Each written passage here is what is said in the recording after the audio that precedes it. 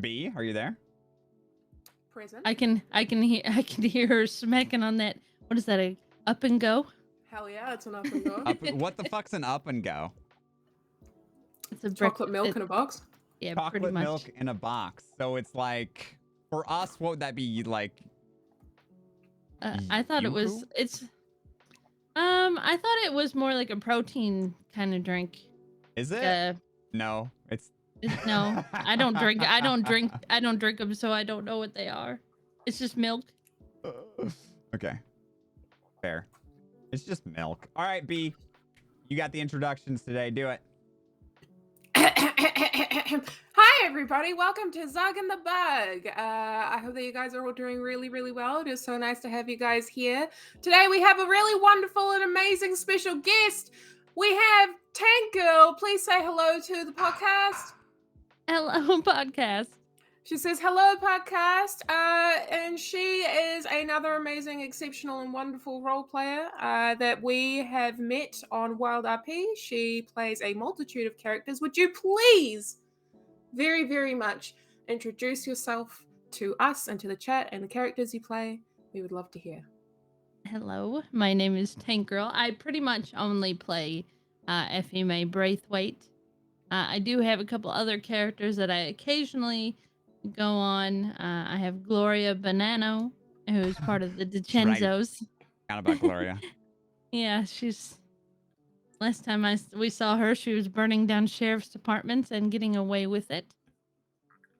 And I have Pandora, who is part of the circus, the show, the Pigman show, with Clarence McLeod and Leroy and the bearded lady.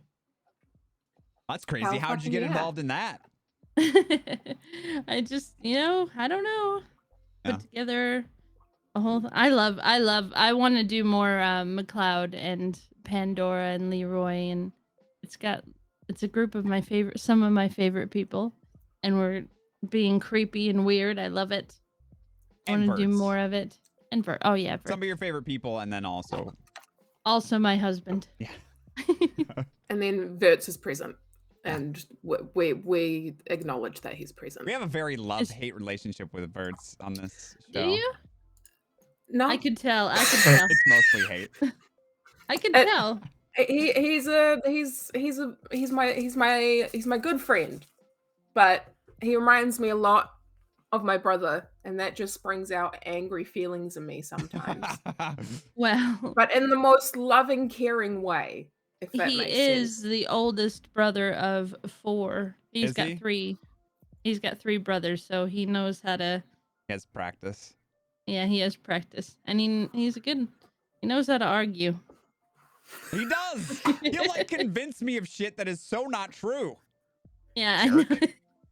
Yeah, he's good at that. Oh my god, I don't know if anybody heard that, but the burp that just erupted from my chest was very actually ladylike. It was terrifying. I did not hear that, and I wish I had. It was not okay. I sincerely apologize if anybody heard even a whisper of it on the mic. No, but we can pretend like we did. Yeah, thank you. But it is super nice to have you here, and we're super duper excited. Yeah. Yeah. I guess why don't we try? Thank you, Peachy. I appreciate you. Why don't we try and just start off with a really, really simple question, just basically along the lines of how did you end up in RP in the first place? You want to give us a little story time, a little rundown? Well, I think it started because I never really got into RP, but it started in Rust RP because I was always big into Rust. That was me and Verts' main game for a long time. And I guess me and Verts kind of did RP before Rust in Reign of Kings a little bit, but it wasn't. I mean, with him it was always very serious, but I thought of it more as just kind of silly and dramatic. But it was kind of those are very good videos, and I love going back and watching them. But I think when I was introduced to a RP server with rules and a structure and everything like that, it was Rust RP, and it was Moon RP. And we had just started watching Mr. Moon, and we were super excited. We were watching him RP on DayZ, and we're like, oh, he's in our game. He's in Rust. This is our chance, you know? So we got accepted, and we found Moon. We ran into him, and I don't remember what was said, but Moon said something very nasty because Verts was trying to sell me for guns. And Moon said something like, I don't want that something wench or whatever like that. And I had like, I knew that I didn't know what RP was. And I was like, Mr. Moon, this guy that I just wanted to meet, just called me this nasty name. I cried all the way back to our base. Oh. Real tears. No. And I told Verts, I'm like, I don't think I want to play with Mr. Moon. I think I'll just watch. And then Jesus. And then, you know, a week went by or so, and the Candleman, he was making a video like about this man who was killing people and making candles out of their bodies. And he ended up killing Vert's character, who was a private detective, and I went over there and confronted him about where my husband was because he was killed. And you can hear it in my voice. I sounded terrified. So that was kind of my first introduction to RP, and then it kind of just went from there. Arc RP for a long time, Conan, Atlas, all these different kinds of games. I hated Atlas, but I love Arc RP. I wish Arc RP was still around. And then, I think 2 years ago it was now, we tried Wild West RP for the first time. And that's when I made Effie. Effie is a very old character. She was on Wild West RP as a bath girl. The bathhouse was ran by Miss Franny, who is played by Dispy, Mr. Moon's wife. And that's where McLeod came in, and it all went from there. And then I don't know how long it's been now, 7 months ago when I started Wild RP. And I've been addicted ever since. Did you guys Pretty stay? Did you guys make the move directly from Wild West RP to Wild RP, or did you have like a break in between where you took a break from RP, or you did something else, or? Oh, I was probably playing Rust for a long time after Wild West RP. I did a lot of Rust RP on the OTV server. There was a Rust OTV server. I messed around on there for a little bit, which was really fun because it's half RP, half not. You know, just kind of goofing around. Nothing too serious. Light And RP. then Yeah. Light RP, yeah. I had an Outback Steakhouse. I killed hundreds of people with landmines. And then Mr. Moon actually told Verts about Wild RP, and he said you should join it. And Verts joined it, and he made Baz. And for a long time, people were bugging me like, Tankgirl, are you gonna play Wild? Are you gonna go RP with Baz? You know, and I was very adamant that I didn't want to. As much as I love my husband, I don't like to be around him constantly in RP because I feel like he does better when he's just on his own. And we always have contrasting characters that end up arguing and stuff like that. And people wanted me to be Baz's wife, and I'm like, no, I'm gonna let him do his thing. And then I was like, well, this looks really fun. I think I'm gonna, bring Effie over. It's a character that I played before. I'm comfortable because usually I would just RP for like a week or two and then leave and then, go do something else. But I don't know what it was about this time with Effie. It just stuck, and I haven't stopped playing her. Yeah. That's really cool. Usually you just play for, you said a week and then you stop? Yeah, I can only do because I was doing the bath stuff for a long time on Wild, and it was really fun. Like, I love the interactions that I got, the reactions that I got, because before I was doing it with a group of people. So I really had to get a little bit more confident because I wasn't before, like, when I first started again on Wild, I wasn't as confident. I had to Like usually I have other people to kind of bounce off of, and I struggled for a little bit, but I really got the Beth stuff down, and people really enjoyed it and the stories and everything. And I don't know, it just went from there really.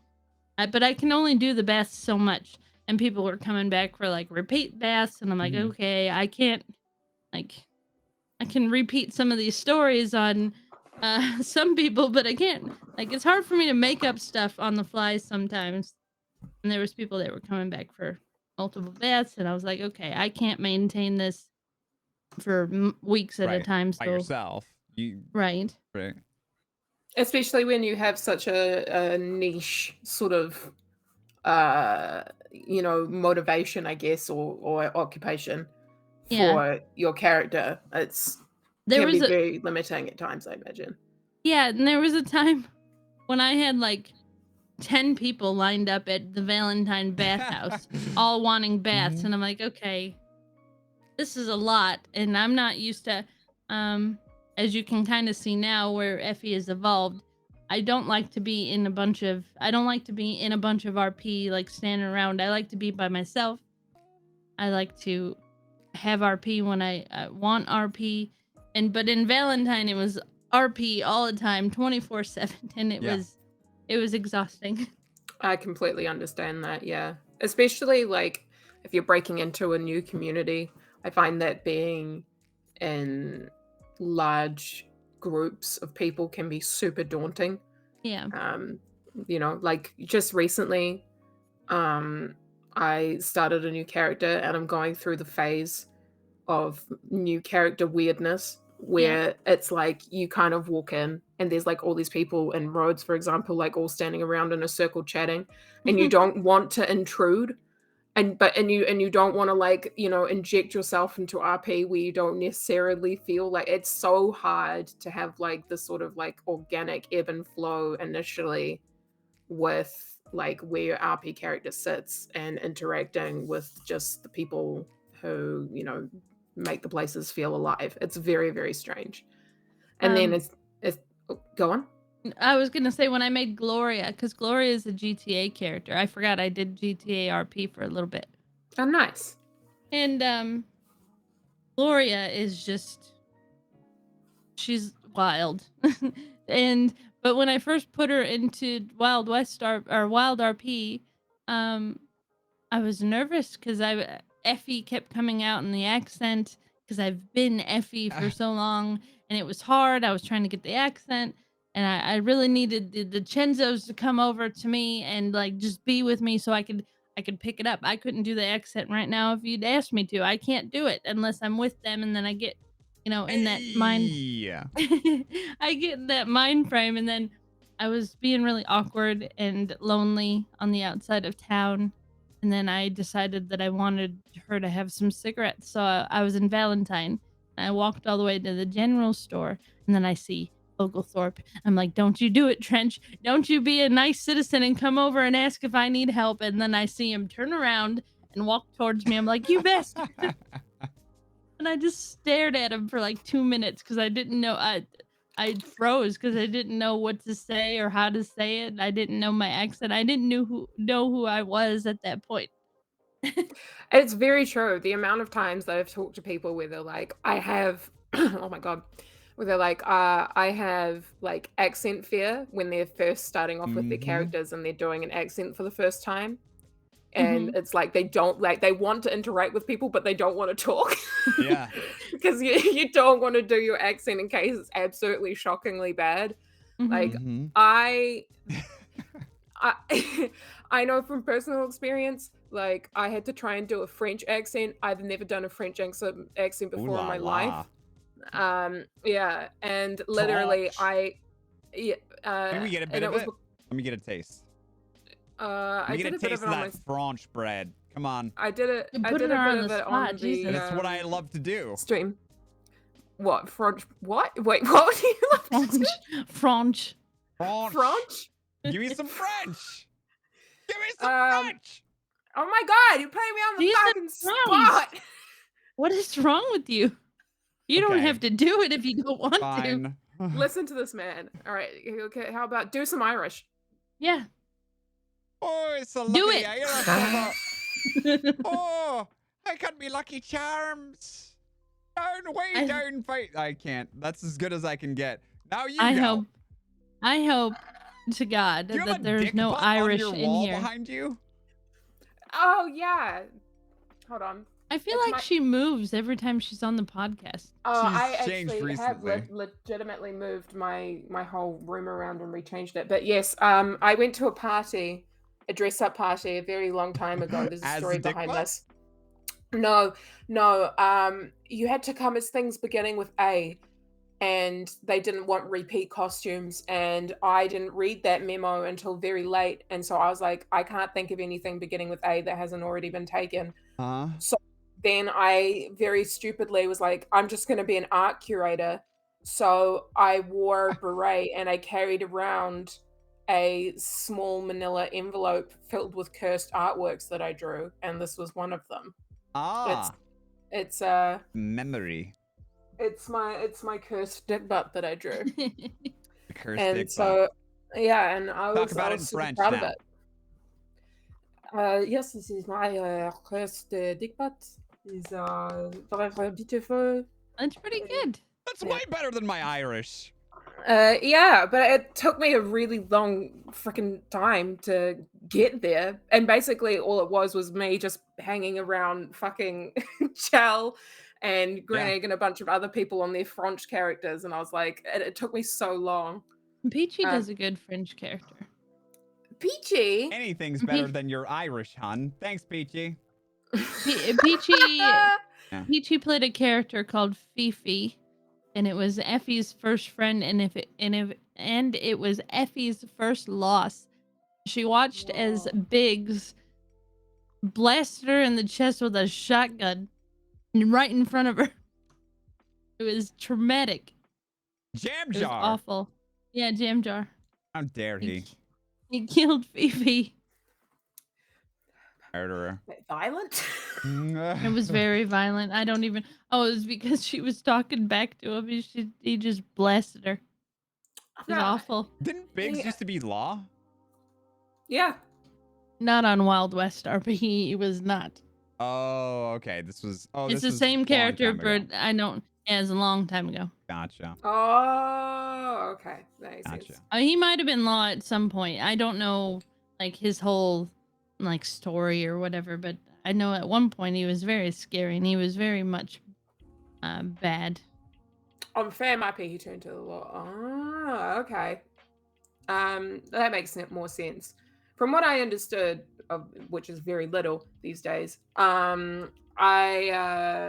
only knew that he was ex-law, and that was it. I didn't know if that was something that he legitimately did. I didn't know. I don't know much of his backstory. I just know that he was evil in Effie's eyes. Mm-hmm. It was very scary. I desperately adore Effie. I think that she's such a fantastic. Can you say her name one more time? Effie. Why are you calling her Iffy? Wait, are we gonna do this the whole time? No. I'm sorry. I'm gonna chastise you. Are we gonna make fun of her accent the whole time? That was the only one. I think you have a lovely accent, and I can understand everything that you're saying.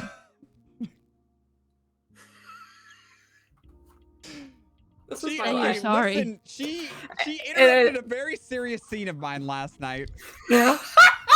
With her sub alert, which was, what was it again, B? I had text to speech on, and what was it? Shut up, McGregor. You turn these off? So no, anyway, I'm going to right now, though. Oh, I said, so anyway, she had these massive titties. That's what I said. Titties. Yeah. So anyway, she had these massive lady titties. that was Shut like, up, McGregor. Oh, God, stop, everyone. So it was a robot lady that was like... A robot lady, go ahead. And so she had these massive titties in the middle of a super serious scene. To be fair, I didn't know that it was a super serious scene. I'll be 100% honest. I came in and it was because I rode past And you said, yeah, earlier and you said on that. Georgie, and I said anyway she had massive titties, and so me Mm-hmm. and Trenchmouth, being the gremlins that we are, Mm-hmm. were Capital like, G's. yeah, we're like, okay, every time we ride past them, we have to say something ridiculous. Mm-hmm. And he was like, okay, so, you know, because we were riding back and forward. Anyway, completely irrelevant, but I ended up saying that, and then I jumped in your chat because I thought it was funny, and I said it again, and I didn't realize that it was a super serious And then you moment. did, and you're like, I'm leaving. Bye. I've done it before. I've come into his chat and I immediately push the stop. Shut up, McGregor. Yeah, And She loves that. I Her just push it. favorite thing. It that is is. very, very, very true. One thing So- I will absolutely say, what my favorite thing about Effie is the fact that Effie doesn't take no bullshit from anybody ever, and it is the most I is the most like forthcoming, like, no, I don't like that, like, no holds barred, will tell you how she fucking feels immediately character. I'm glad And you like that. I love it so much. It is so refreshing because you know exactly where the fuck you stand with Effie. Well, I'm glad you like it because Effie is just me, times 10. Mm. I say all love the it. things. I say all the things on Effie that I would maybe, if I was talking to somebody in real life, maybe I would not say that, or maybe I would. It depends on the day. I mean, to an extent. I Mhm. mean, Effie said some awful things. She can be mean sometimes, and that's You know, fine. but that is fine. And I think the thing is it's like, I, I don't know. From a lot of the RP that I have, it's so refreshing to have a character like that, because a lot of the time, you know, people like everything's a lot of people's motives are shrouded in mystery a lot of the time. Yeah. Whereas with Effie, who is like, yeah, I'm gonna do this thing and I'm gonna do it, and that's that. It's just so fucking, it's like, oh, okay, like, you know that she's gonna follow through with whatever the fuck she says, which Well, I love. I'm trying to right now I'm trying to do a transition with Effie at the Transition moment. how? I'm trying to amplify that the stuff that, you know, I'm trying to take Effie and I'm trying to turn her slowly. She's losing her mind, and I'm trying to slowly transition to her to Braithwaite. Like, I'm going from Effie. My goal is to get to Emmett Braithwaite type No! mindset. That's where I'm going. I'm using all this grief and sadness and hurt and all this pain, and I'm just, in her mind, I'm just rearranging it, and it's going to just be anger. That's what it's going to be. It. Well, that's, you know, I really feel like, and a lot of people might not agree, but I really feel like Emmett was a great character. I loved Braithwaite. Character? Yeah. As a character, I love that, and I feel like the server needs one person like that at least, and I'm trying to do that. I can't do Smokey justice. I cannot, but I'm going to try to slowly get there. Well, the thing is that, you know, it's not about emulating the exact same thing. You know, Yeah.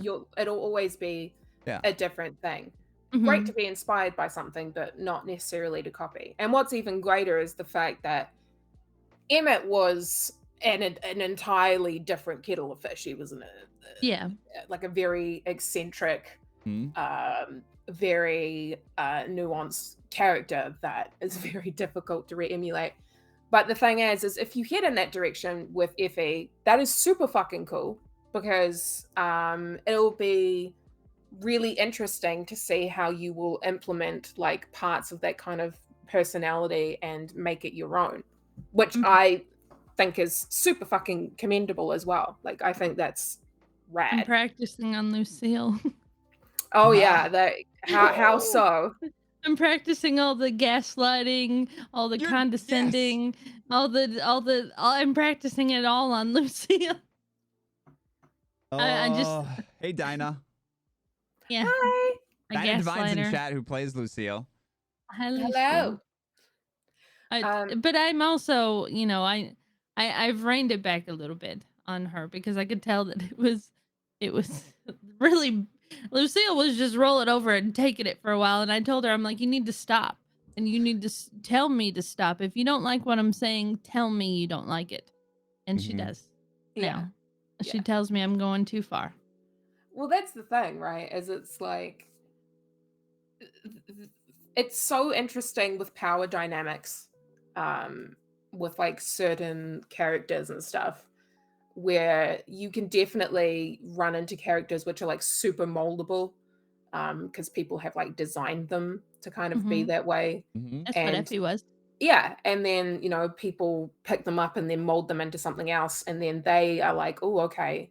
And it's all about, like, literally, by the end of it, everybody is, like, just completely, like, insane new characters Yeah. by the time that they meet new ones. Like, I I love the idea and the concept of people who are molded by the people around them, who then end up in places of power and then start molding people to be exactly like them as well. And just like slowly collecting like pieces and people and, making them into like not an army, but a group of people who are like hell bent on backing each other up or following in somebody's footsteps. Like that kind of stuff, I think is going to be super cool. And if Effie ends up in a place like that, where she ends up being somebody who molds like a lot of people or taking in a lot of people who are very easily molded, that would be super fucking cool. Because she's also one of those people where, because she is so forthright and tells you how she feels about things, people will be like, she'll always be honest, she will never let us down because she does this X, Y, and Z. Like, Effie could be somebody who will have like a fuckload of power if she steps in that direction. Like, super fucking cool. So me gushing, ignore me, but I think that's really fucking cool. And I'm trying to do that kind of slowly. Hmm. Because right now I have Lucille. Lucille is like Effie's best friend. She won't say that outright, but she is. She's been there. Pretty Like, obvious.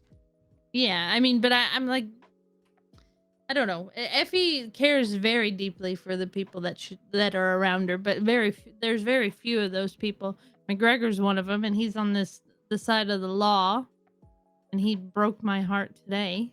Yeah. He made me cry. And then I've got Mills, Alice, and then Lucille, Pip, and I would say Clyde Davis. Those are the people that she holds dearest to her heart. But Just a bunch of criminals in yeah, McGregor. and McGregor. Fuck. So it's good though, but it's got some conflict within her because, like she said today, I saw Pip before. I knew he was gonna go for you, McGregor. I knew. He said, "Is that your housemate down there?" And I just walked away. I said, don't tell me."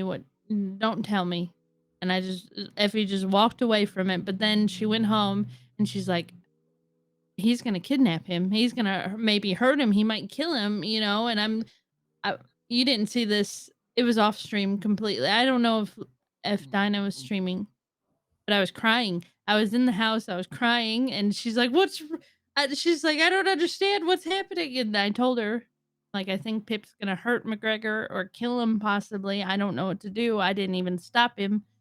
And she sent a telegram.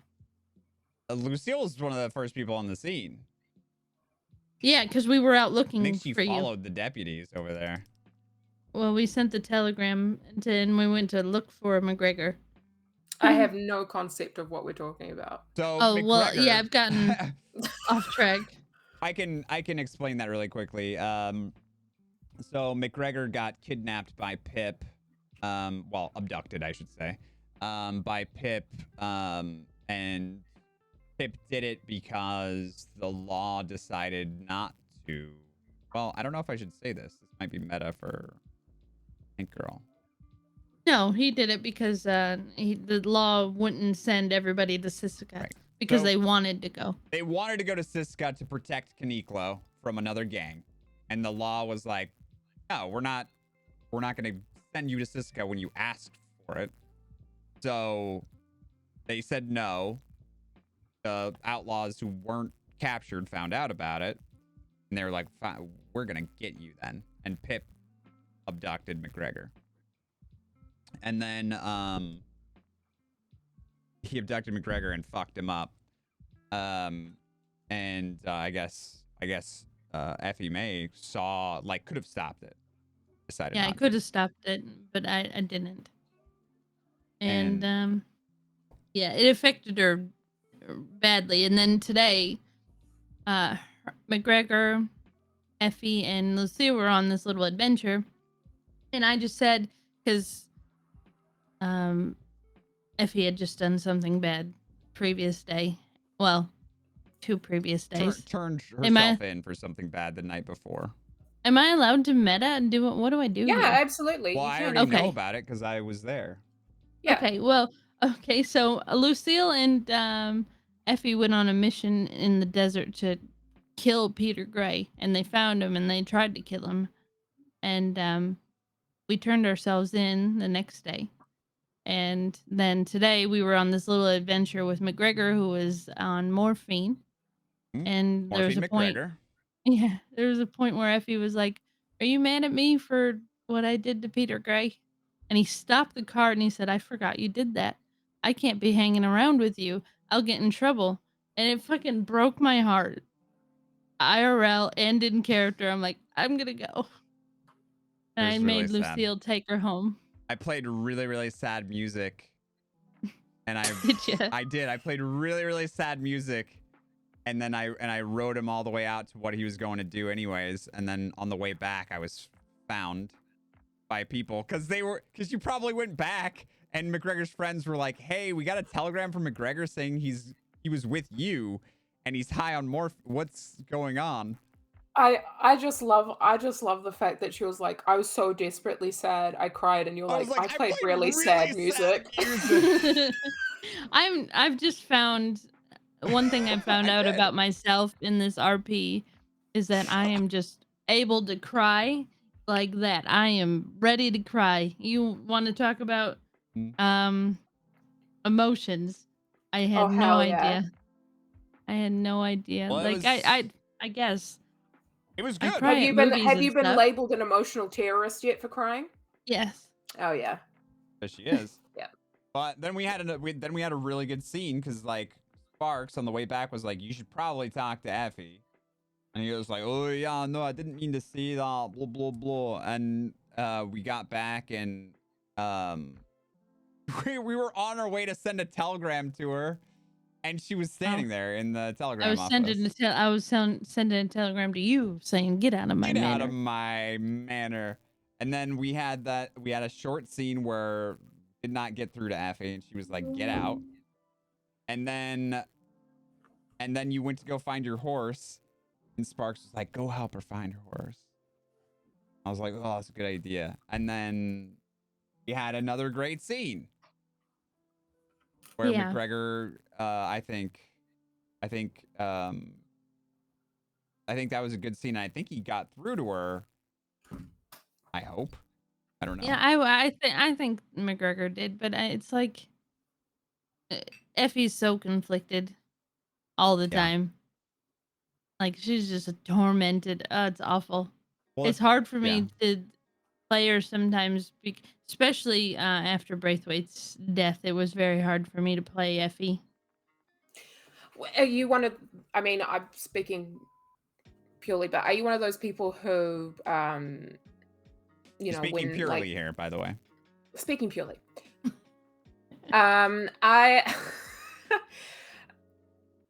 Are you one of those people where if like something very intense or emotional is happening, like in character to your character, that you need to take like a couple of days off or a break? Because I am very much one of those people. I have emotional scenes, like when I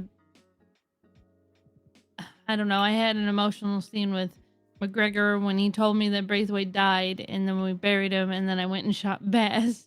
As soon as I got back to our, I didn't go to Sisika for that. As soon as I got back to the manor, I logged out, and then every day after that, I felt like everybody one by one was coming to Effie, and we were all having an emotional like talk. Like Baz came and had an emotional talk, and then I think I had one with several other people. And as soon as that is done and they're gone, I log off because I just need a break because that was a lot for me. Yeah.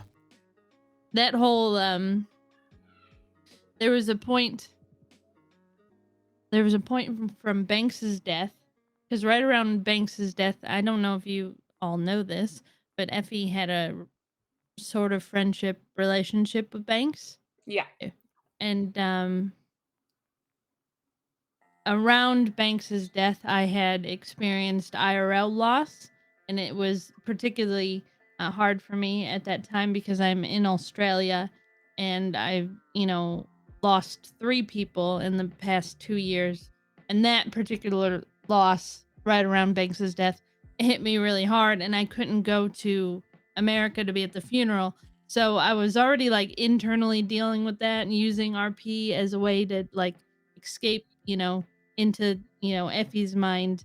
And then Banks died. It happened so quickly. Banks died, and then we had his funeral, and I just fucking lost it on several people's streams.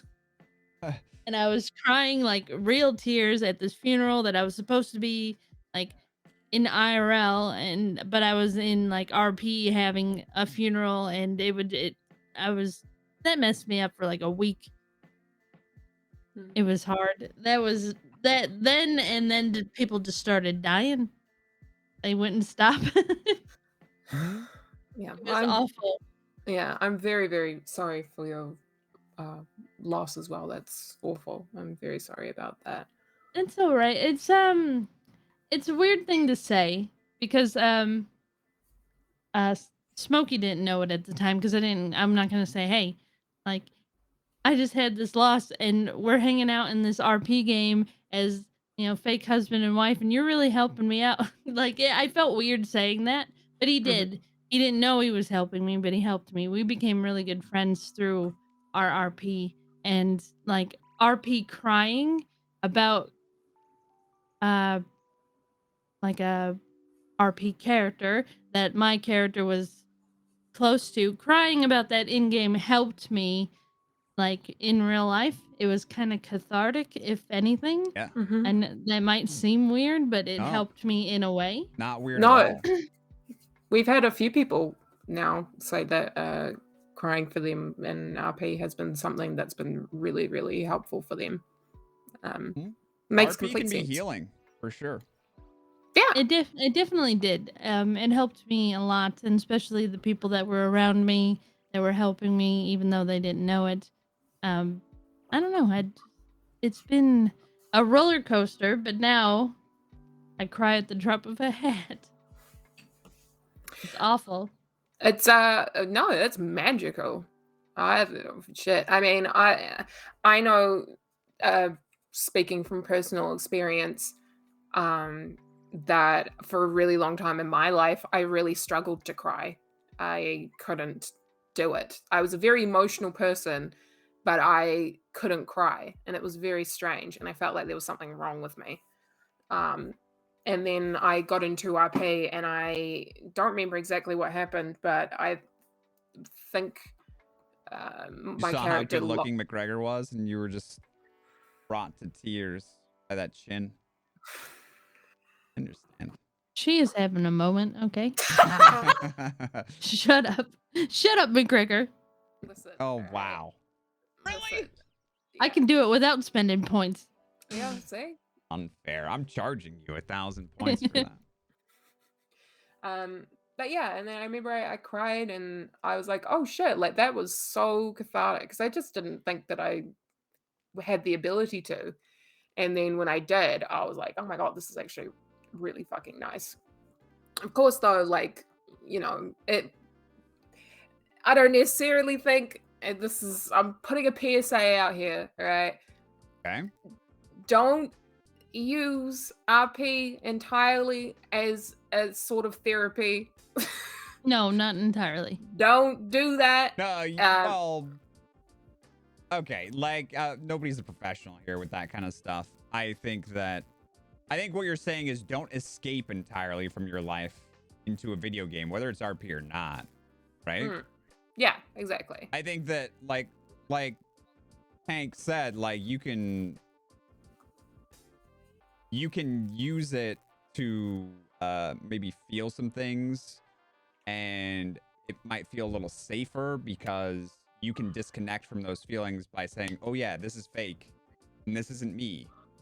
So if you kind of get in a little bit too far, you have that safety net where you can just be like, nope, shutting that off, and just remove yourself from it, which I think that can be useful. And then there's also the protecting yourself aspect of it, where you can hide from emotions. That's the one that can get dangerous, where if all you're doing is hiding, in my opinion, if you never face what's going on, after a while that can become a problem. But I'm not a therapist. Yeah, all things, like somebody said in chat, in moderation. Yeah, That's why I shut it off, because I get too invested or too sad. I'm like, I don't want to. And for a long time it was awful. That whole thing with Braithwaite dying was awful. I don't ever want to have an RP relationship ever again. Ah, well, think of all the good times you had, though. You never want that again? Well, no, it is. I told Verts, unless it's with you or Smokey, I don't want to have because I was so comfortable. I'm comfortable with obviously my IRL husband, but Smokey made it very, because I always thought like RP relationships, that seems uncomfortable. It seems awkward. You It's have to cringy. talk. You have to talk OC. oh yeah. You need to We know never each talked. other. We never talked to OOC until he just before he permed. Seriously? Yeah, we just kind of because I was like, I don't know. He's kind of we're kind of the same. We're like very reserved, shy. We'd keep to ourselves. That's why we got together. We got along so well because we just bounced off each other so well. We had good rapport, and I knew exactly what he was going for when he was going for like domestic fights. I'm like, okay, I can do a domestic fight. I'll give it right back. And then at the end of the fight, you make up. And we really got along really well. But we never talked OOC until I was like, well, you know what? I'm gonna invite him to play a game that's not, and get to know each other a little bit better. Because I'm really enjoying the friendship that we're making in character. I think we get along out of character as well, and we did. Yeah. I think you should. Then he decided to perma. Right. God damn it. I think you should message people OOC. I think there's nothing wrong with that. It does not break the immersion. It is, and I think it's very, very important when you're role playing with somebody very close, because there are things that might need to be said. There are boundaries that might need to be set. I strongly believe that. You guys were able to do it without that, and that's pretty impressive. But I mean, yeah, but I mean, my first ever RP relationship was definitely not that. It was very awkward, and it definitely felt. I didn't realize. You awkward? I'm sorry. You notice how continue. his voice gets really high when he does that? Go ahead. I'm sorry. I remember I didn't know, because I was still really new to RP. I didn't know that you could say no to things. I didn't really realize that you could be like, yeah, no, I don't want to do that. And I remember there were multiple occasions where I was like, this feels strange. This feels wrong. I don't like this. And it got to a point where I considered killing my character. Oh gosh. Because This has gotten very real. I was like, I don't want to do this Yeah. anymore. And I didn't realize at the time that I could say no. And I was too embarrassed as well to like reach out and be like, hey, these are my parameters. I'm not comfortable with this or Yeah. XYZ. I was too embarrassed and too shy and too nervous And that's to, totally okay to do, right? You're giving a yeah, nice PSA to everybody who might yes, feel that do way. it. Say something if you're Say uncomfortable. something. Yes. I always do. I Yeah. always You can say um it in character. You can just be like, I, I'm uncomfortable with this. Yeah. well, I said there was there was one time it was pretty silly, but there was a one time where Peachy Coaster and Eat That He makes me Cereal tried uncomfortable to all the time. she tried to rob Effie. She came up to me on their silly characters, their silly, the silly ones Snows. that, Yeah. and they came up to me on. She was on the back of a horse with a mask on, and I see them approaching. Like I went out of my way to swerve because we were on the train tracks, so I swerved to avoid running into them, but they swerved towards me, and I see her with a mask, and she jumps off the horse, and she's like, "Hey, lady, can they help me with something?" And I'm like, "No," and I just left. But that was just a silly example, but there have been examples where I felt uncomfortable. I don't People don't make me feel uncomfortable very often, but has been a couple, Same. especially when I was doing the bath thing. Hmm. I Oh yeah, I can definitely envision. Yeah, I faked getting arrested twice to get out of giving one particular person a bath that I didn't like at all. I can tell as soon as somebody talks to Effie or in their RP, it's not a slight on their RP at all. I think that but I knew that they were gonna push me too far past my boundaries, Hmm. and so I just said no. And there was a couple. I hate it when people greet Effie with, well, even me. I do this in my chat as well. When people greet you, they come into your chat and they say, "Hello, beautiful. How you doing, sweetheart?" I'm like, "That's not my name." Yeah. "Well, why don't you give me a chance to get to know your name?" I'm like, "You've already fucked it up. I don't want to get to know you." That's great content, though. You should just destroy I them did. and I then do. ban them. Effie I would. do. I I've do. watched on multiple occasions. I have watched Effie just absolutely tear No, people I'm new talking about in her assholes. chat. I I want do to Oh, do that that in my too. chat. I Tank let Girl. them. I want you to eviscerate them I do. live I on do. twitch.tv/Tankgirl. I do. Thank you. I let It's, them go. I can tell. yeah, My you let him mods give him a know. little space. My mods know if it's to a point. Like Right. obviously, if their first line is something bad, they're automatically gone. But if they're gonna, I can tell when they're gonna say something stupid, so I give them a chance Yeah. to say it. And then once they do, I'm like, okay. Number one, Yeah. no. Give him the knife. Number two, you're Verbally. banned here. You're banned here.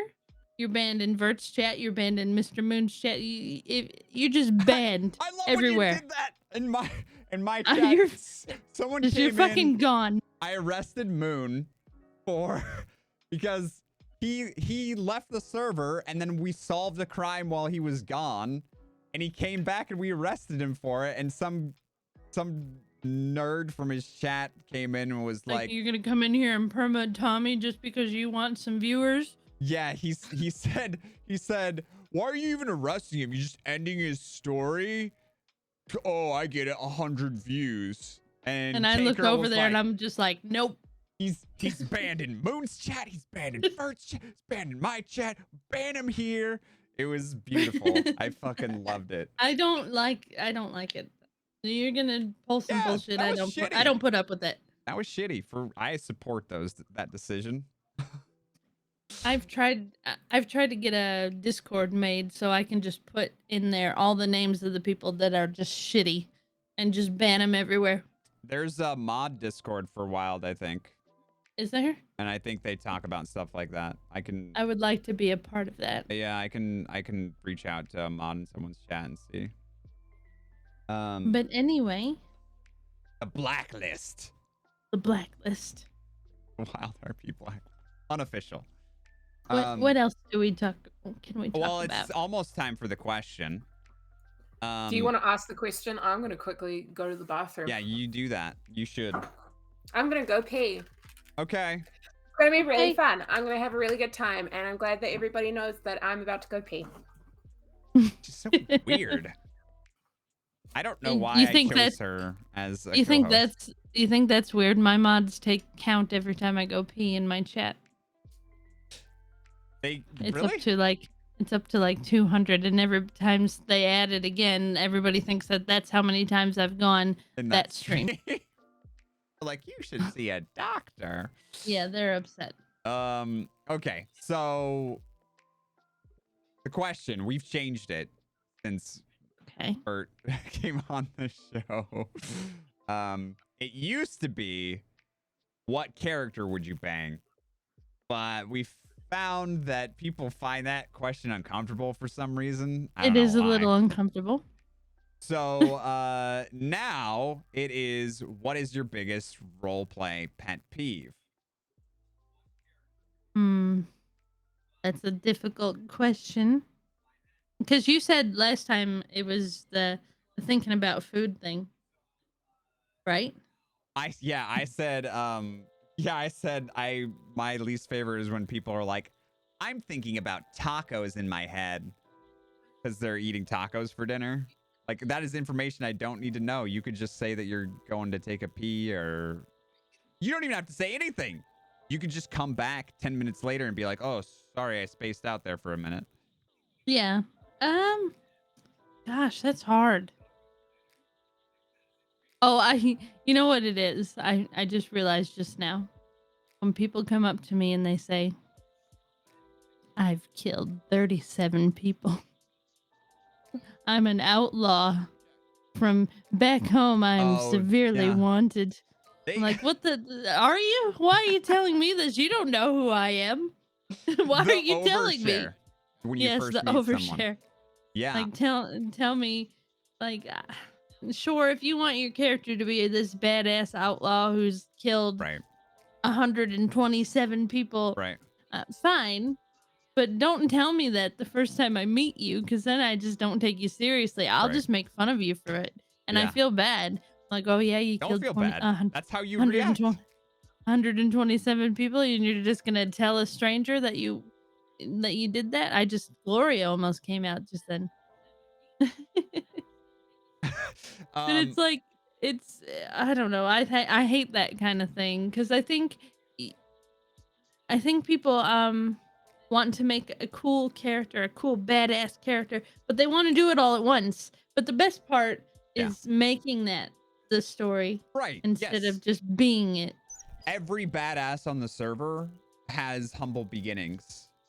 Yeah. And that's why it's interesting.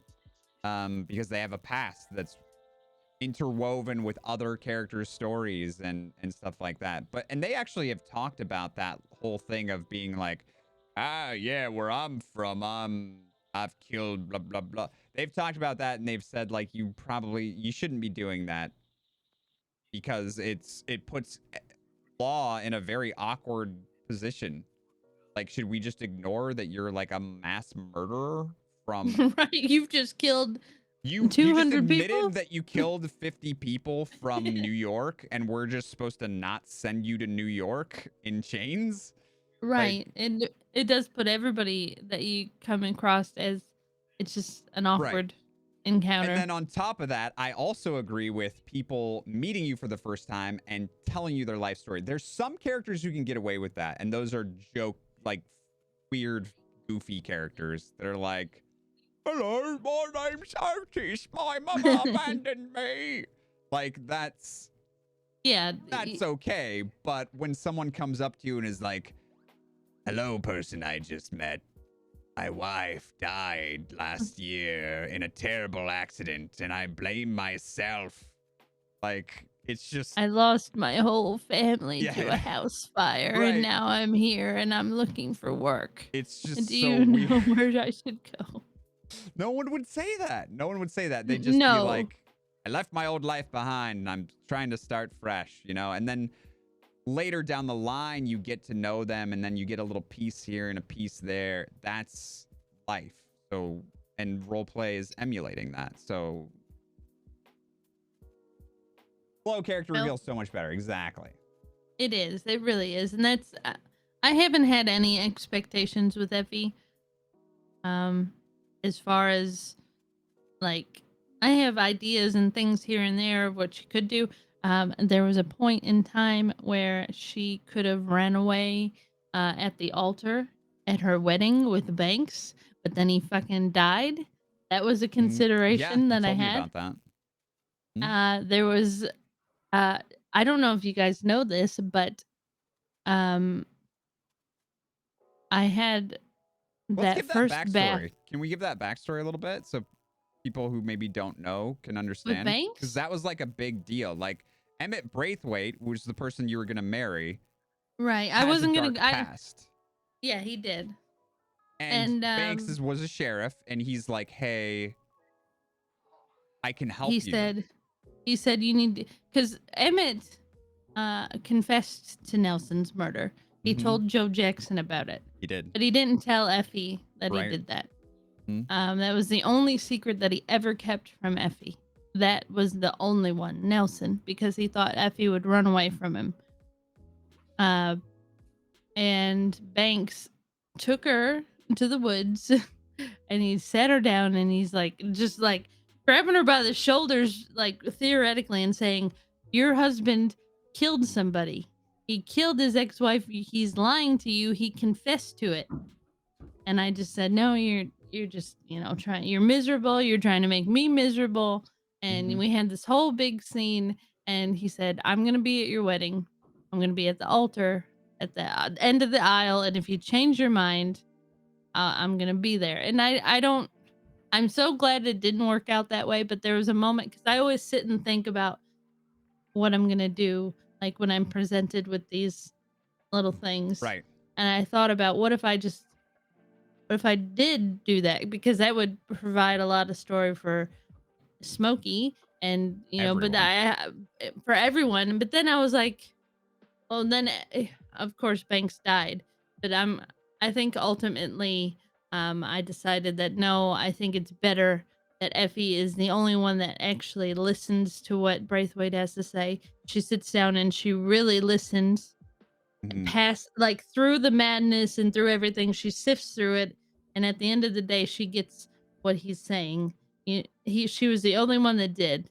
She would sit down and really listen to him and Yeah. not judge him. And so I'm really glad it worked out the way it did. But there was a point in time where I did consider that possibility and that outcome. But I think the craziest thing is, after the first bath I gave Braithwaite, Smokey messaged Verts and said, "Hey, can I kill your wife?" in character. And I told him, I'm like, "Yeah, tell him to fucking make it cool." And Smokey was gonna kill Effie. He was gonna like dismember her or whatever. He was gonna make it brutal. He was gonna put her in a bathtub and leave her body there for the law to find. And I gave him permission to do that. So our first interaction on up until the wedding, I Mhm. was every day we role played together for hours. I expected to die at some point. Like, I know that I gave him permission to perma Effie. Like, I was waiting for it the entire time. But after the wedding, I realized, okay, I don't think he's gonna kill Effie. I think this is going somewhere else. And it just turned out to be a really cool story. Yeah. And That's so funny. the first time he took Effie on a boat ride, my chat was just fucking losing it. Yeah, because they were like, "He's gonna fucking do it. She's He's gonna gonna do die. it." This is, and I was I just remember laughing the entire McGregor was time. like, "Don't trust them," and Effie was always like, "No, it's fine. You don't know what you're talking about." And it was. And my only regret is not streaming those private moments, because Uh-huh. Effie and Emmett had a beautiful relationship. It was beautiful. We I went caught a on piece of dates it on all the stream. time. Yeah, we went on dates all the time. We had such lovely conversations. And then, we were both, one thing that's important to me is being able to have silence in RP, Mhm. because Yeah. a lot of people see me at the manor and they think this chick is bonkers. She's just sitting there. She's not doing anything, but it's important. It's important for me, and it was important for Smokey to be able to sit there and just get into the character's mindset and think about things that you're going to say or that you're going to do and just get into that mood. It was so sitting there, I know you guys think that I just sit there and I'm a weirdo. I am. I sit there and I think about things that I'm going to say in scenarios, different scenarios, and I also clean my house while I'm I know that you sitting at guys the think manor that like I that. just sit there and I'm a weirdo. I am And a I weirdo. am. But it was very important to me, and because silence is important, and It a lot of is. people you can tell that they're not comfortable in silence. And Lucille, uh, when she first started coming around, I could feel that she doesn't. I don't know if she realizes it, Dinah, but I can feel that antsiness off of you. I'm talking directly to you. When we first started this, I could feel the antsiness and the need to talk and fill the silence. And you don't need to do that. I think it's very important to be very comfortable in each other's company, and that's it's very important to me because I like to sit and think, or I'm just cleaning my house. I'm not even there. It depends. It really depends. Dinah in chat is saying, I know, I have learned. Well, it's good. It's very because you have to be comfortable, and that's why I was so comfortable with Braithwaite because me and Smokey both were comfortable in silence.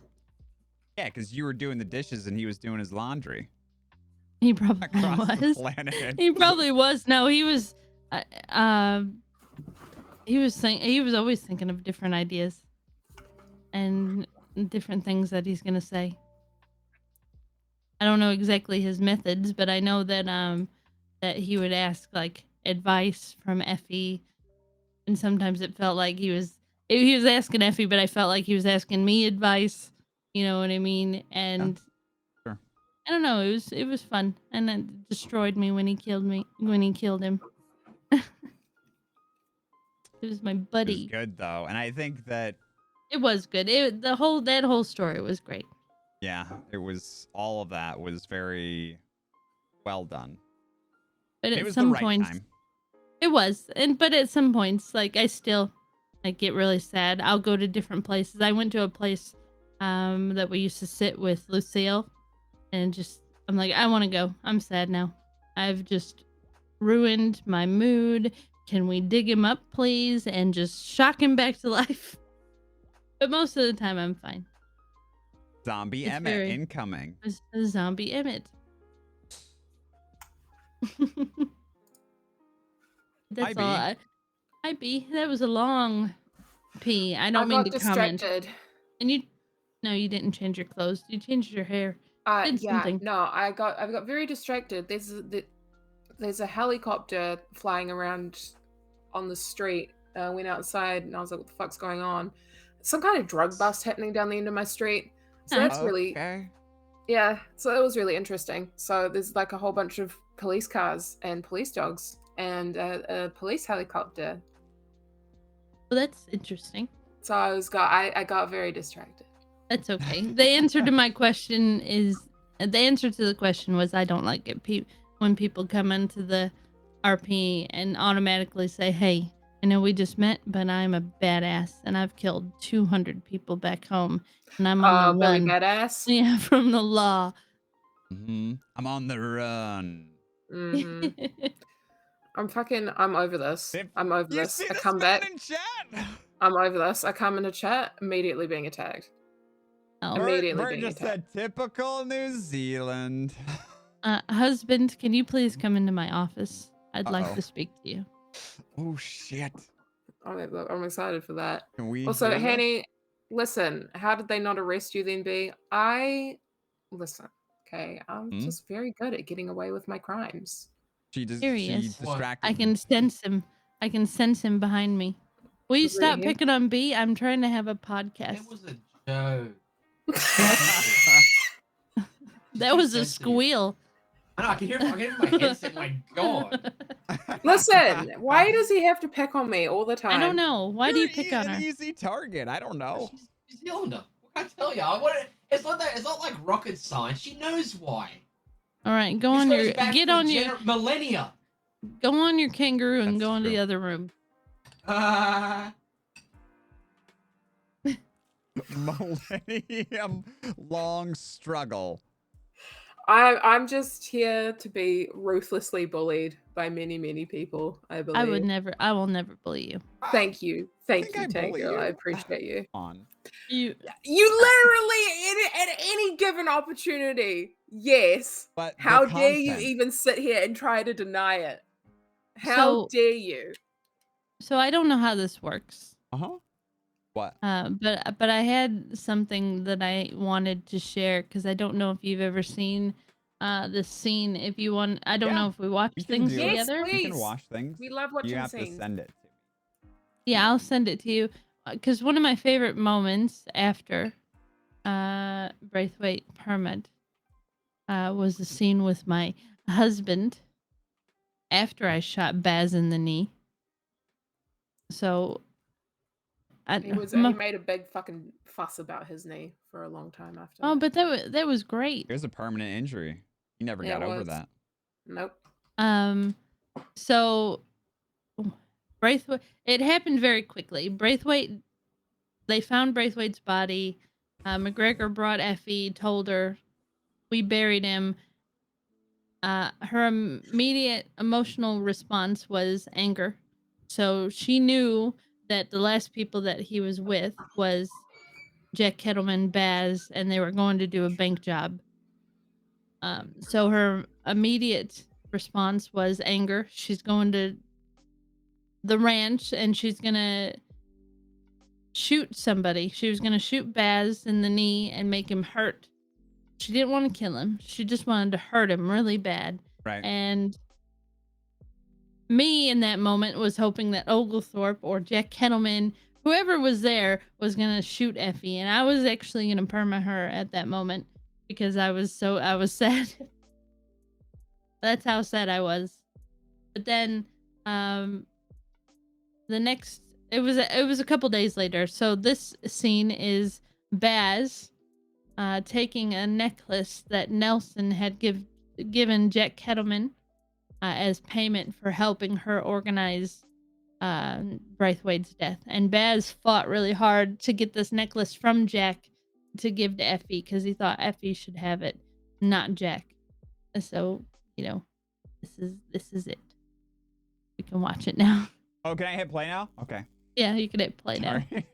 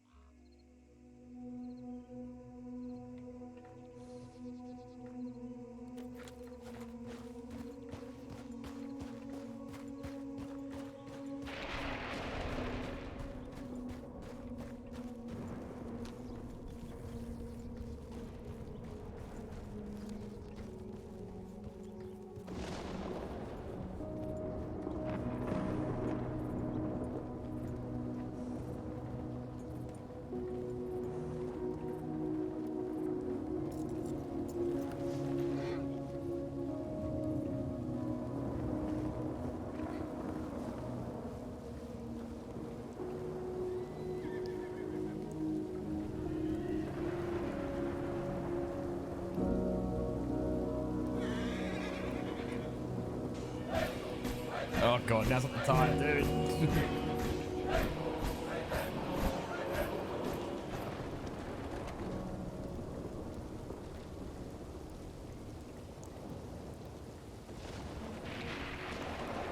Had a bath.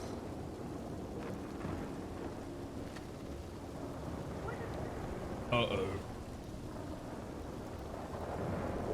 Calm down, fella. Get on there, jump. Yeah. And take off your boots, Yeah. please.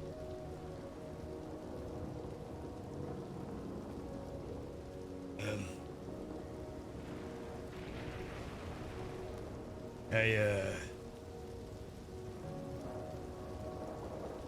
come here to, I should probably start. You want to sit down? yeah. It'd be great.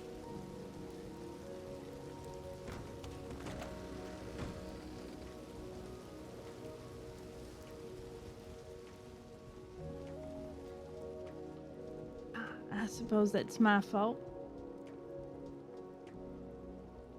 Yeah, it's alright.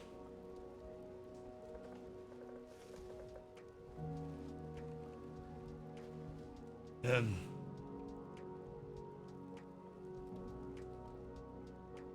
like I said, I'll start. I'm sorry that I came to the ranch the way I did. I'm sorry for shooting you.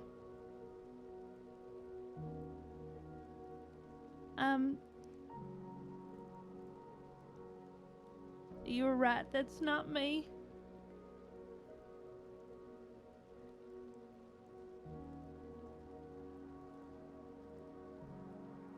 When he died, a little piece of me died as well.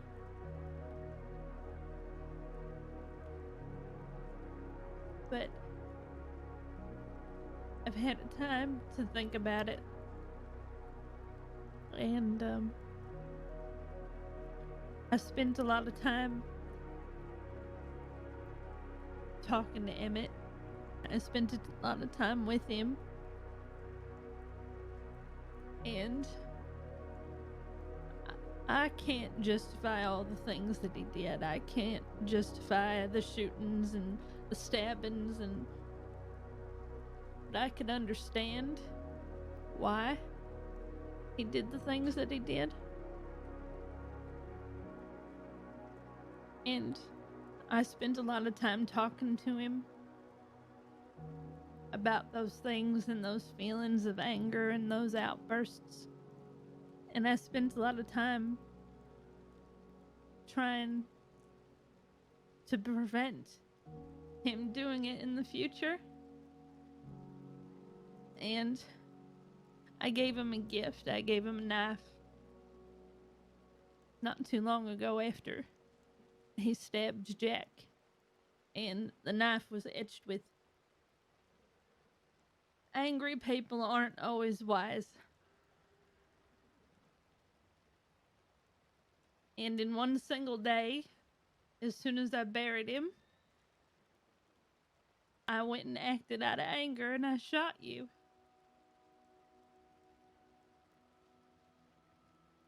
And I'm sorry.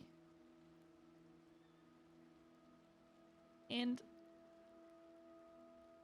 I want you to know that Emmett always told me everything. He always told me about the jobs that he was going to be on and who he was going to be with. And I know there was plenty of reason for a lot of people to want to hurt him. And I am angry. But I can understand those feelings just like I understood his. And I knew something was wrong that day. I asked him just before he left if we could just go to Mexico and just run away.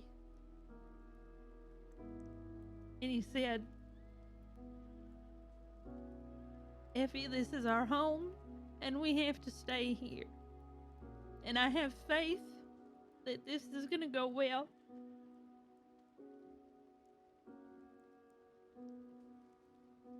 But it didn't.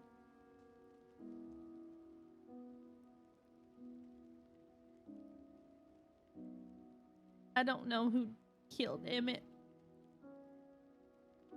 Of course I care, and of course I'm angry, but I'm not looking for revenge, and it's just me. It's just me here. I kicked out Tommy. Well, Emmett kicked out Tommy. He kicked out Mama, Eugene. I don't want Speedy here. I just want to live. I have my security, and I have my gardener, and I have Emmett's horse, and I just want to live in peace.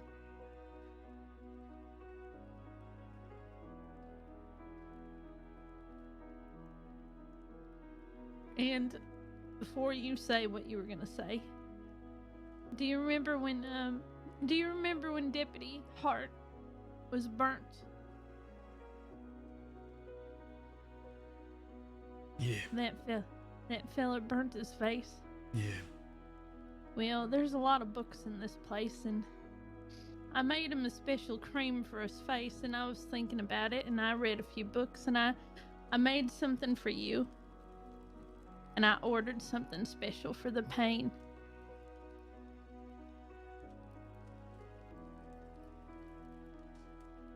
One of these things is it's an oil to put on your knee, and another one's another oil that you take.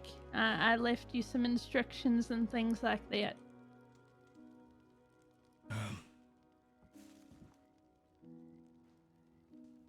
Thank you.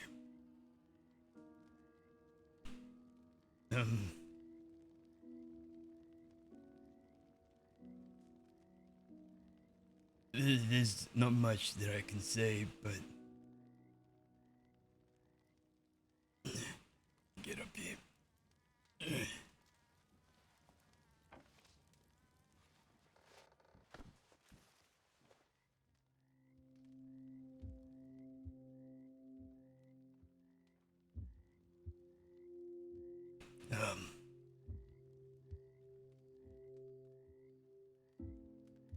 I know that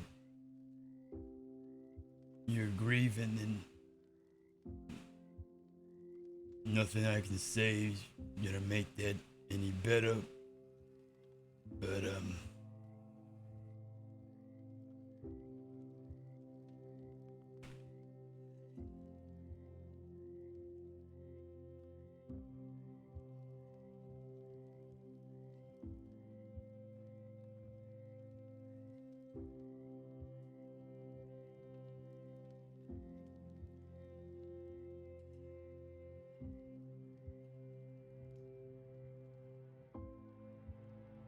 this belonged to Emmett's grandmother, I believe. And I know that he wanted you to have it.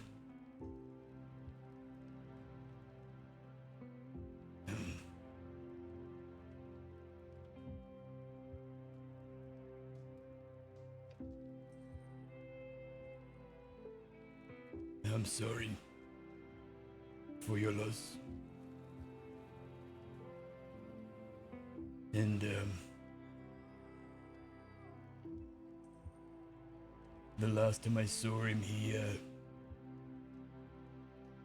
told me how much he loved you, and how much you meant, and how you know how to do all the right things, and how you get it, and you got the manner, and you understood it.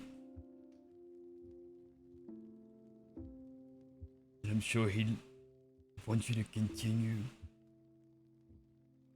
looking it after for him and for you. And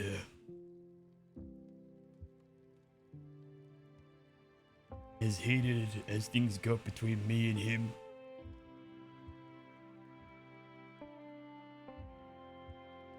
the amount of times I might have lied to him and him to me,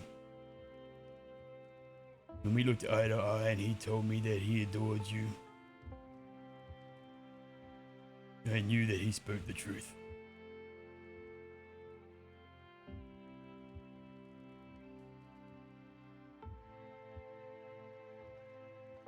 Thank you for this.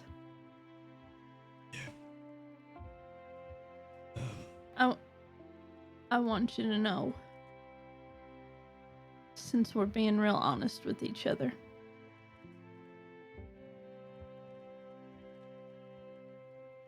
I know where this necklace came from. Emmett told me.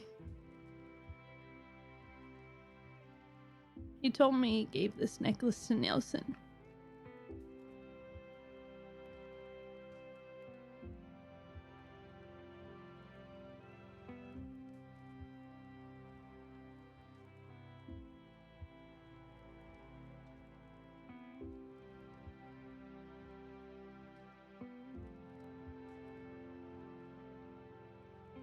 I'm not angry. I mean, I am.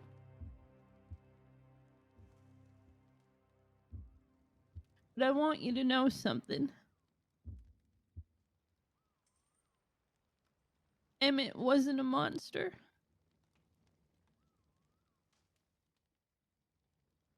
And he kept no secrets from me. But I want you to know that he never did anything without a reason. That woman broke him in every way that a woman can break a man.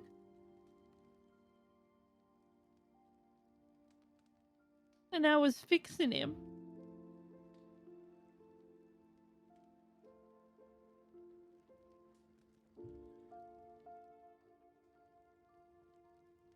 I don't want revenge.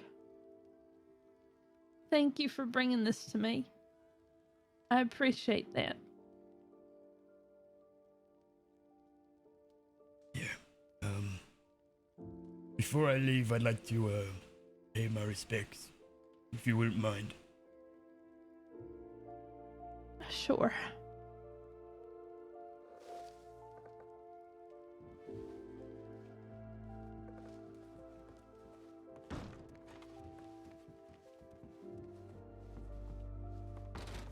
Don't You can forget pause your it boot. there. I think he just says a lot of nice things about Smokey after that.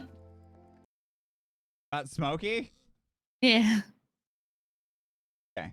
I was gonna ask you, It made me sad watching it again because I Aw. made myself sad and then I miss Baz. God damn it. Miss Baz. I don't miss that piece of shit. I miss Baz. I miss Baz. He was too powerful. He was. Too powerful. There I like was the a character Baz. that was a really, really lovely scene though. It was. Yeah. I think that I know. So the necklace was. Did he steal it from her? No. So Emmett had given that necklace to Nelson when they were married as a gift. Right. When Jack Kettleman was doing all the collecting all the diamonds and they were doing the diamond thing, he ran into Nelson. Nelson gave him that necklace as like a payment for Jack and Baz to help her get Braithwaite alone so she could kill him. So she had it. And then Baz got it from Jack and then gave it to Effie because he thought that Effie should have the necklace instead of Jack having it as just to have his stockpile of diamonds. Yeah. But Okay. that's just one of my favorite scenes with when that whole thing happened. And even looking back, I haven't watched that in a long time, but even looking back at that now, Effie has obviously changed a whole lot because she cut people's did balls off. she did kill Nelson, which I wasn't going to do, and I wouldn't have done had I hate to tell you this, McGregor, but I did pay $3,000 to get O'Malley beaten up and his eye taken out. Oh, I mean, I pretty much figured that OOC out already, but it was completely O'Malley's decision, like the guy who plays O'Malley. It was completely his decision to lose an eye. But if he had decided to lose an eye, I would have never killed Nelson. That was more of a symbolic thing. I wanted Nelson to look at O'Malley and see every day that missing eye, that eye patch. She would see it every single day and know that she hurt Effie, and this is a permanent reminder every day on how she did that. I would have never killed Nelson if he would have lost an eye. wait, he didn't lose an eye? No, he didn't. Oh, He okay, just got gotcha. shaved and beaten up. Gotcha. So I would have never, ever, I would have never ever killed Nelson. I wasn't planning on it, but it was tormenting Effie. She was in town. She was hanging out. She was like, Nelson was making friends. She was putting on pageants, and it was tormenting Effie. Like, she was just down the hill at the manor, and Nelson was up in Rhodes just having, like, making friends and doing all this stuff, and she was a murderer. And Emmett was, when everybody thought Emmett was a murderer, they shunned him.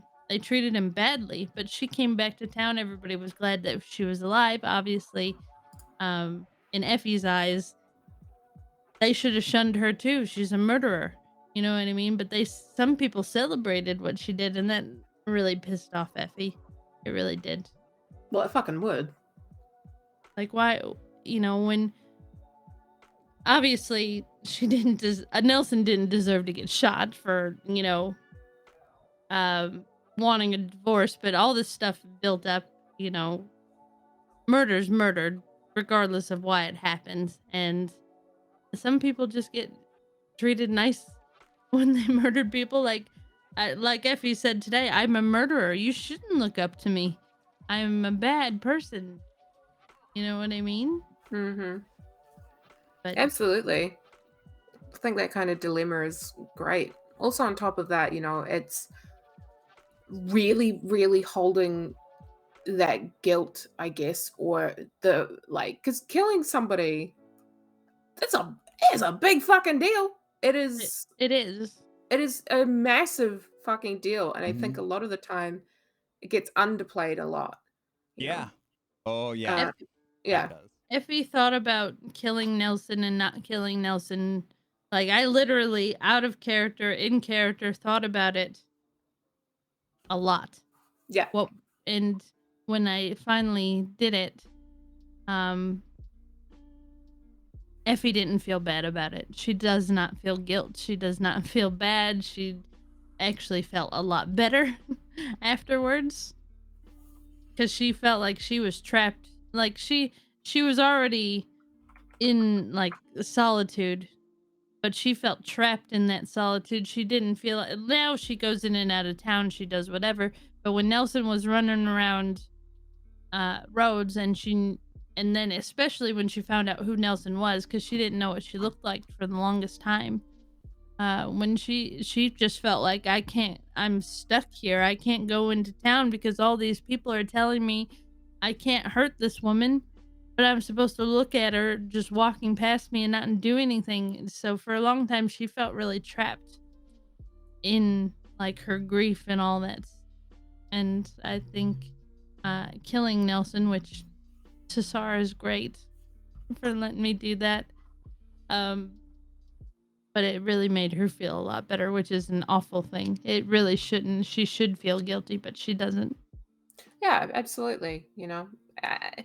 I really like that she really thought about it before she went ahead and did it, and the fact that she's more than aware of the fact that she's now killed someone and is Yeah. technically a murderer, and Yeah. has that, and is like, it's not something to be played off or like forgotten about. And she I- just says it. Yeah. Like, people just ask her. Like, she doesn't go around and first thing, I killed 3 people. No. But Yeah. if they ask her, "You been to Siska?" And yeah, I've murdered somebody. Yeah. If you don't exactly. like that, if that makes you uncomfortable, walk away now, because I'm a murderer. I tortured somebody. I shot some guy's kneecaps off. I don't Hell know yeah. when kneecaps became a thing with me, but I've shot off 3 of them, and yeah, I don't know. Miasma, that whole miasma thing. I think that guy's leg fell off at one point Oh my god. because I drug him to town too, Yeah. from the manor to Rhodes. I really, really have a lot of respect for, really having like the weight and value of somebody's life and using it, and not having it be something that is like, oh yeah, I've killed someone, and be like super like faux pas. Is that the right word I'm looking for? I don't know. Um, it's like, even with my character Georgie, who'd never killed anybody before, Mhm. when she killed someone, I wanted it to have like real substantial weight behind it, because it's a human life. Once you step over that threshold, it's a big fucking deal, and you can't go back from that. And even if they're a bad person, someone somewhere at some point in time loved this person, Exactly. Yeah. and now you've killed them. Yeah. So it's a heavy thing. It really is. Yeah, absolutely. And I think that's something that people should take more into consideration, is that kind of thing, just in general. Yeah. Like, valuing life, like really valuing it, and being like, this character is a person, like, they exist. Once they die, that's it. If I take their life away, then that's my responsibility. It's a big deal. I think that kind of thing should definitely weigh more on characters. Those kinds of consequences should weigh more on characters. So I really like that with Effie. She's like, I did it. I felt good about it, but I did definitely take a human life, but she understands the weight and the value behind what she's saying. It's not Yeah. an offhand comment. And people congratulating her. Oh, I'm proud of you. I'm like, I tell people, do not be proud of me. I Mhm. killed somebody. Mhm. In my mind, she deserved it, but I killed somebody. You shouldn't be celebrating this. I tell people that whenever they say that in RP. Mhm. And Effie will, in a conversation, she will say that. Like, if it comes up, she will say it. But that's just one, she's very matter of fact, say whatever, I want you to, this is who I am. Number 2, I'm trying to make her lose her mind a little bit. Yeah, absolutely. It is very strange to me, the amount of people who congratulate people on killing someone. Yeah. I when Georgie killed Curtis Cunningham, despite everything that happened, Georgie was fucked up about it, because she was like, Yeah. I've never killed anyone before, and now I am literally no better than a murderer. I am a murderer now, and that is something that I have to live with for the rest of my life. Mhm. But the Mhm. amount of people who literally congratulated her and were like, you did so good, you did the right thing, you did, this kind of thing. Yeah, almost threw a party. And Georgie was like, I don't like that. Like, I don't. I I don't- almost threw a party. Yeah, fucking Baz was coming up to her being like, I'm proud of you. You did a good thing. You did the best, that you made a good choice. George's just like, no, I didn't. I've literally taken a man's life. That's not a good thing. No, it's never a good thing. And I don't know. It's just it's a very heavy thing. Even with Miasma, Effie, he was fucked up. We fucked him up, but Effie tried her We best. fucked him up. We did. We fucked him up, But Effie tried to save his life. He later died of his injuries. But I blame the Maybe deputies. dragging him into town might have. You know made that why worse. Effie did that? You know why she did that? Because he bug? Oh. he told her that one time he took a man, drug him into the woods, and let the wolves eat him. I'm like, okay, well then we're going for a ride. Let's go to Rhodes and find the deputies. I was gonna hand him in, but it's he Here's wanted the pieces of this man you're looking for. What the fuck? He's played by the guy who played Victor Scales. And for a long time we thought I didn't want it because you know how some people's voice sounds so similar and you don't want to call him out like on a different character. Victor? Are And you he's like, no. so it's like are you doing a different are you in disguise or are you doing a totally different character? We didn't want to be rude. So for a long time we thought it was Victor Scales and we were like investigating Victor Scales for being miasma and then you know miasma died and then Victor Scales was still around so it's like okay but he wanted the perma he knew what he was doing he was torturing people all over Saints Crossing and he wanted the perma so and he got it the deputies ensured that they took an hour to get to him They took an Yeah. hour. there was to get to him? it was a busy night. It usually is Stop for the blaming law. the law. He died on their doorstep. I had him there. And Deputy Lightning didn't do anything? Who's Deputy Lightning? No, he The just sat there and NPC watched that always him bleed attacks him out. people? He sat there and watched him bleed out. Well, Deputy look, Lightning didn't give a fuck. He didn't Deputy care. Lightning's kind of a dick. He is. He will shoot you if you pull your gun out in town. Yes. No talking, just Gun. Sometimes the guards at the manor, they change the rules on me every day. You get on your own horse, they shoot you. I led Max, like, you know how you can lead your horse? I like to do that with Effie, lead Max around the property, take a walk. I started leading him and they shot me down. That if you get on somebody else's horse, they'll shoot you. If I come in a little too hot and Max just he's super fast and it's hard to stop, he goes right up onto the porch. Not acceptable. They'll shoot me down. It's crazy. I've never been shot by the guards there. I've never I have. never happened. Well, for the longest time, I hadn't either. But the first time was when I led Max. I wasn't doing anything. I just lead horse, and then as soon as I started walking, they're like, "You're gonna regret this," and they just shot me down. I'm like, "What the fuck? I live here." I've had so many instances with NPCs just attacking me for no reason.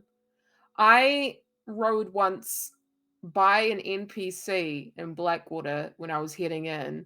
Wasn't close to him, wasn't anywhere near him, and I heard him yell, but I was like, whatever. And I went into the bank and I stepped No. outside, and he literally was standing outside with a shotgun and he domed me and killed me. What the No. So I was like, okay. All right. That Okay. sucks. Oh yeah. Actually, you might like this, Tankgirl. Do you want to hear my my first ever memory of a Smokey interaction? Sure. Okay, so he was playing a character called Skinner, Mm-hmm. and my character was undercover at the time, and for something else, and he came. He was trying to sign somebody up for some kind of deal, like music deal, and they were treating the person really poorly, and like just being like really abusive towards them. And my character was like, "Hey, don't do that. Like, let's go. Like, let's talk this out. Let's go deal with this." He was like, "Don't talk to me. Don't talk to my client." And my character, because she can't let things go, was like, no, we really need to have this chat. And he was like, okay. So we went to the bar and he handed my character a drink and was like, does that taste good? And they were like, yeah, sure. And then literally he pulled out a he pulled out a pistol. A pistol whipped her across the head and then shot her and was like, don't get in the way of my fears. And then walked out in the middle of fucking Blackwater. It doesn't surprise me. And I It was like, doesn't. okay, all right. One of my favorite things that he would do as Emmett, he would once in a while he'd take me to a spot and he'd be like, because he used to be a deputy, he said, I read a file when I was a deputy about this particular spot. There was this man called Dennis Skinner. I'm like, okay. He's- He's like, he was around before I was a deputy, but I read in this file that in this particular spot there's a shack on the property in Braithwaite Manor that you used to be able to go into, but you can't now. He said, I heard that Skinner took a man in there, which I think was one of Panda's characters. Took him in here, broke both of his arms, broke both of his legs, and just sat there with him while this guy writhed in pain and just sat there in silence and just sat there and watched him. And I was like, that's fucked up. Why didn't you ever tell me this? And he's like, oh, it was before, I said, is this person still around? He's like, no, I don't think so. And there was another time we were in St. Denis and he stopped and he looked up and he's like, you know that Dennis Skinner guy I told you about? Like, yeah, I remember. He pushed a guy off of this water tower once. I'm like, oh, really? He's like, yeah, I read about it. I'm like, okay. Fucking was fun. He is such a gremlin. I appreciate it so much. I remember after he shot, there was a meeting that was happening between him and Riggs at the ranch. He was literally standing nearby. From what we knew, we were like, oh yeah, they're fine. They're just having a chat. Like, everything's okay. It's just He literally... left him alone with her. Yeah, and then he fucking unleashed, like, a full clip of rounds into her. And my character was like, yo, what the fuck? And, like, ran over. And then just deadpan was just, oops. He's a fucking psychopath. I love it so. Are all of his characters that fucking wild? He plays Mr. Murphy, which is pretty tame. Yeah, but He's the one that- he he's seems the like one- a murderer. He's the one that gave Effie handcuffs and dynamite in a Lancaster. So strange. A good starter pack. Weird thing. And then there was this one time, because I've made it my mission. If I hear a Smokey character, it's a new character, I'm gonna give him the benefit of the doubt, because everybody automatically just assumes that this guy's a murderer. Because he sounds like one. So I have love made it. I've made it my mission over to my camp and I'll tell your fortune. He doesn't talk like that. Give it a. Oh, come on. It's worse than that. He's not. But I've made it my mission to like give him the benefit of the doubt. And yeah. with Leroy, the clown, he was talking to Lucille, and I came upon their conversation out of character. I hear it in Smokey's voice. I know what he's gonna do. He's gonna do something fucked up, and I hear it in Lucille's voice that she is scared. But but Effie just had a good conversation, a whole good day with Jimbo. We spent the entire day together selling tickets for the freak show, and I was like, I trust. And we went to a bachelorette party together. I trust this clown with Lucille's life. So I was like, okay, I'll let you have your, because he's like, if it's okay, I'd like to have a conversation with Lucille. I'm like, oh, it's a private conversation. No big deal. No worries. I'm leaving. I'll see you back at the manor. Proven guilty. I just left. Fine. I left and he kidnapped. I knew exactly what he was going to do. He kidnapped Lucille, took her to a undisclosed location, and told her that he was going to use her as leverage because he wanted Kriya to apologize for something that she had said that offended him. So he came back to the manor and he said, he was in his clown getup. He said, "We're gonna play a game," and I'm like, "Oh, I love this clown. I love Leroy. What game are we playing?" He's like, "I need you to tie up Kriya." And Effie jumped up. She's like, "Yes." Gets the rope, ties up Kriya, puts it on the back of Leroy's horse, and he's like, "Okay, the game will start as soon as I leave." And I'm like, "This is awesome." And he just rides off with Kriya, and everybody's just okay with it. Everybody's like, yeah, this is just fine. and then we waited around for like 15 minutes and we're like, when is the game gonna start? We're starting to get a little bit concerned. And then Lucille and Kriya come back and they're just pissed. They're pissed. What They're do like, you I didn't mean? know. That's what I said. I'm like, I didn't know. It's Leroy. I love that guy. And then How was I supposed to know? And then when Effie was in Sisika, she sent a strongly worded letter to Leroy.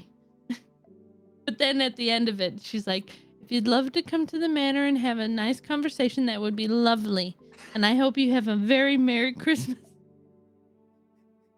And Lucille's like, "You told the man that kidnapped me that you hope he has a Merry Christmas?" I'm like, "Well, I didn't want to seem uncivilized and Effie is impolite." unhinged, and I'm here for it. I love it. Effie is unhinged, and I and love it Lucille so much. just takes it. She's like, Yeah, she just rolls over and "Okay." Lucille's along for the ride, man. She wants to know what Yeah. happens. If I could have 1 second, my headphones are gonna die and I need to use the restroom.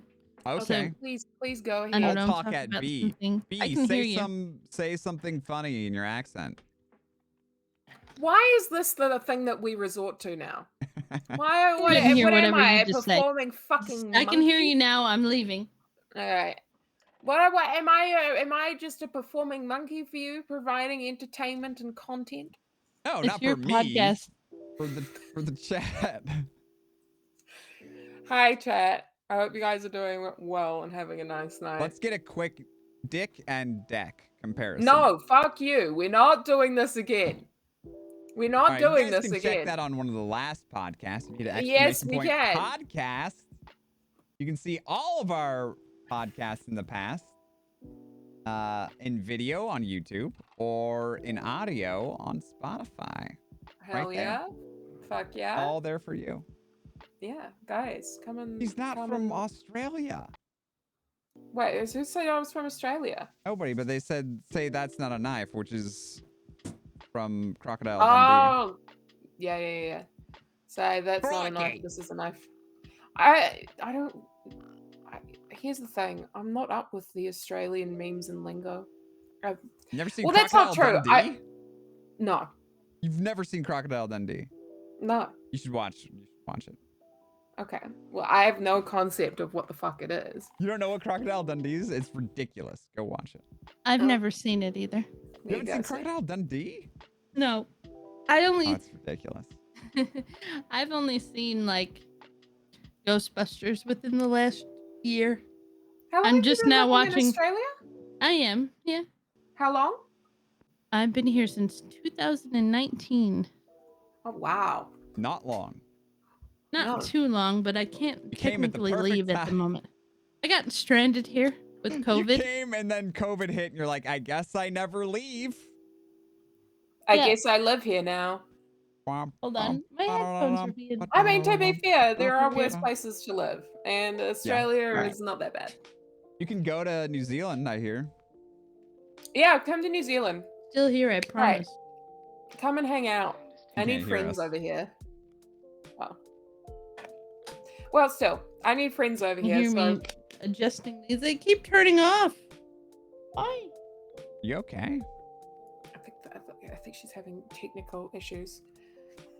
Ain't he kind of Okay. Aussie version of Chuck Norris? Just not all the kung fu stuff.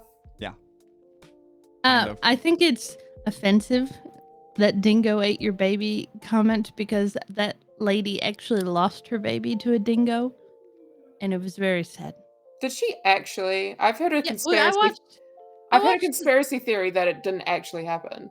Well, we watched the 60 minutes on it on Oh. No, TV. yeah, there was Ooh. so people thought she was lying and that they like actually like killed their kid or something and then tried to hide it Yeah. for a long time. And then I think they found the bones at like a dingo den or whatever. They were like, "Oh shit, Jesus. she's telling the truth." There was a 60 minutes on it on TV. I watched it. Good God. Yeah, it's pretty There's some- fucked up I actually. believe everything I see on TV. Same. I'm very Everything. gullible. I That's don't know. actually very true. I'm exceptionally gullible. I wish I wasn't, but I'm the kind of person where I hear something the first time and I'm like, that sounds right, even though it's no. I should Could not be better. probably Mhm. find, since we're talking about Effie, I should probably find the clip of when she killed Nelson. Oh yeah, please do that. I'm gonna go grab another up and go because I love myself and I deserve it. Okay, don't be Yeah, you gone for do. 30 minutes this time, co-host. Listen, you don't control me, all right? I'm telling you that right now. Okay, And bye. listen, I also want updates on what's happening on my street right now. I want to know what the hell is going on. Fuck. Okay. Fine. Taking this with me. What did she What'd she take? take? I don't know. I wasn't watching. Me neither. I gotta find this clip. I know it's somewhere. What is this clip? I'm trying to find the For a clip of driver when. put a clip in. Oh, there it is. Oh, That's he's clip? on it. Yeah, that's the clip.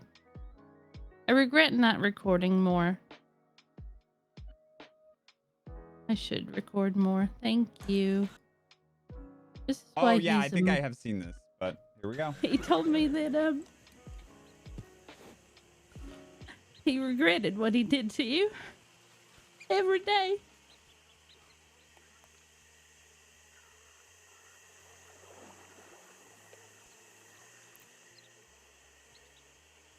It kept him up at night and I was there. I didn't know what was wrong.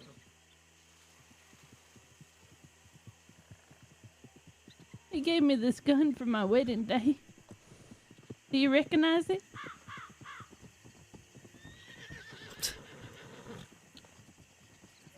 He always did have a sense of humor. He regretted what he did that day. I don't think I will.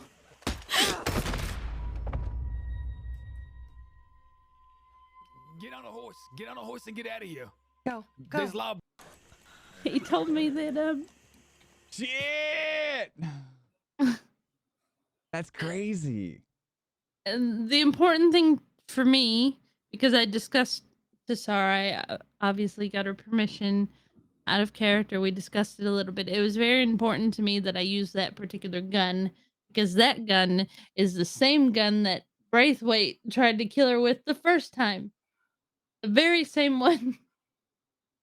So I had to use the gun. And he gave that gun to Effie on her wedding day, like Wow. for her wedding gift. So I've had that gun's been on the server this whole time. Wow. And I didn't know the law was right over the hill. So Oh, I ran. I wanted Effie. Every time Effie does something wrong, I want her to get caught. I don't want to be one of those people that never gets caught for things. And Mhm. I wanted her to get caught. Pip and Lucille had made this alibi about elephants, shooting elephants in Africa with Auntie Braithwaite, which would be a perfect alibi. And I was okay with it. But then, like the day I brought Effie back, because I took a break for a while, but the day I brought her back, cousin Emma Braithwaite, showed up out of nowhere. She was like, I chased her down. I was like, who's that the matter? Who is this? And I chased her down, and it was Emma Braithwaite. And I was like, this is never gonna work. I got all sketched out. I'm like, I can't maintain this alibi if Auntie Braithwaite, Emma, and Uncle Show up. Braithwaite are And if they're they're gonna like, show. I "So?" can't maintain it because I said, oh, I've been gone a while, and she's like, oh, where have you been? Because I'd never met this character. I met Auntie, but I never met Emma. And she's like, "Where have you been?" And I said, "Well, I've been in Africa with Auntie shooting elephants." And she's like, "Huh, that's funny. I've been with Auntie this entire time." I'm like, I got all sketched out. I'm like, "Lucille, I can't do this." And then turned myself in, and then I've spun it. I was like, well, because for a long time I was unhappy with Jack Kettleman coming around and Effie just being okay with it. So I've kind of spun it. I've spun. I turned myself in for Nelson as a slap in the face to Jack Kettleman, who took the blame for me.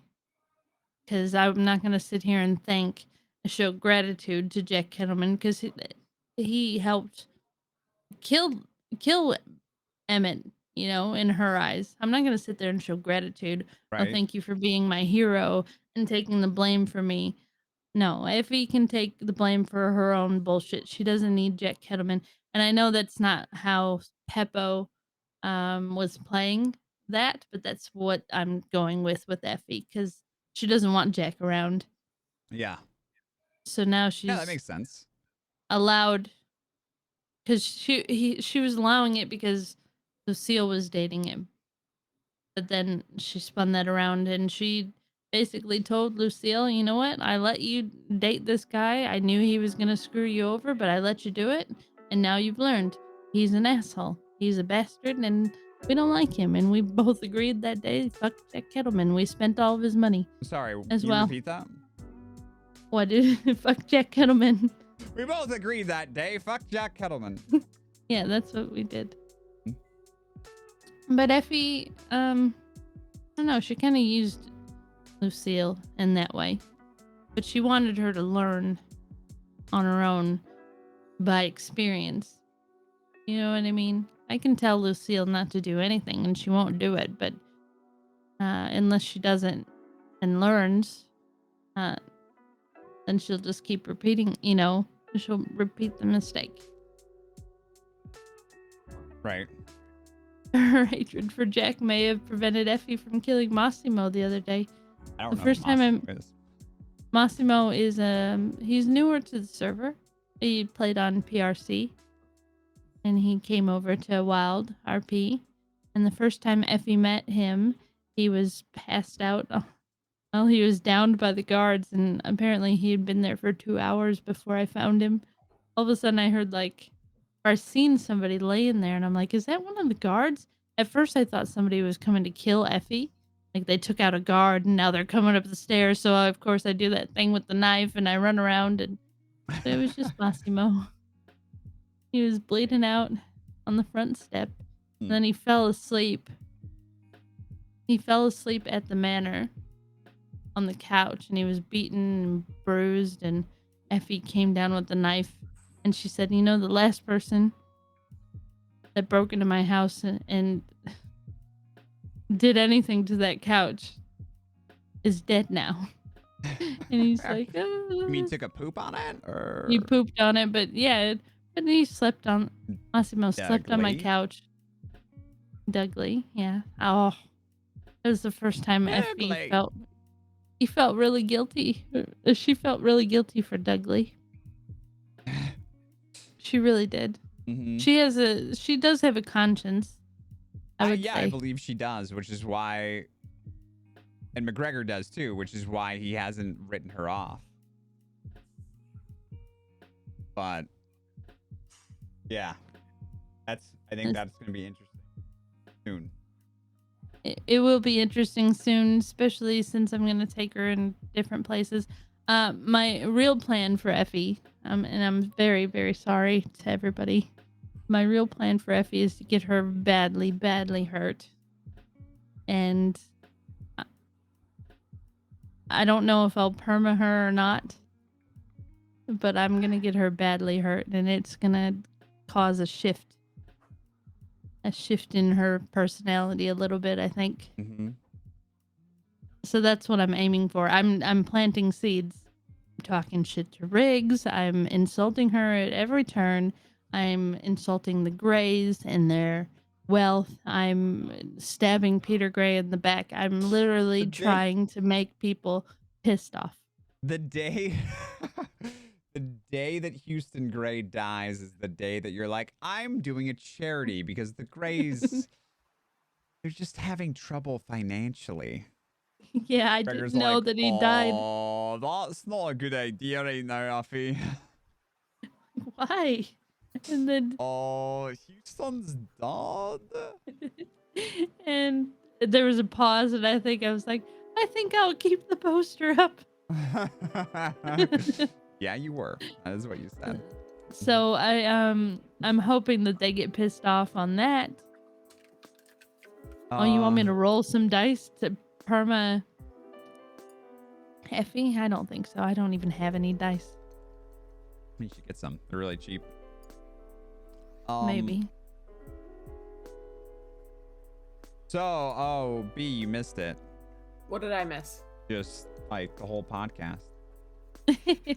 Wow. No, it's fine. No, we were talking about Effie May's inevitable demise. Oh shit! Are you preparing for it?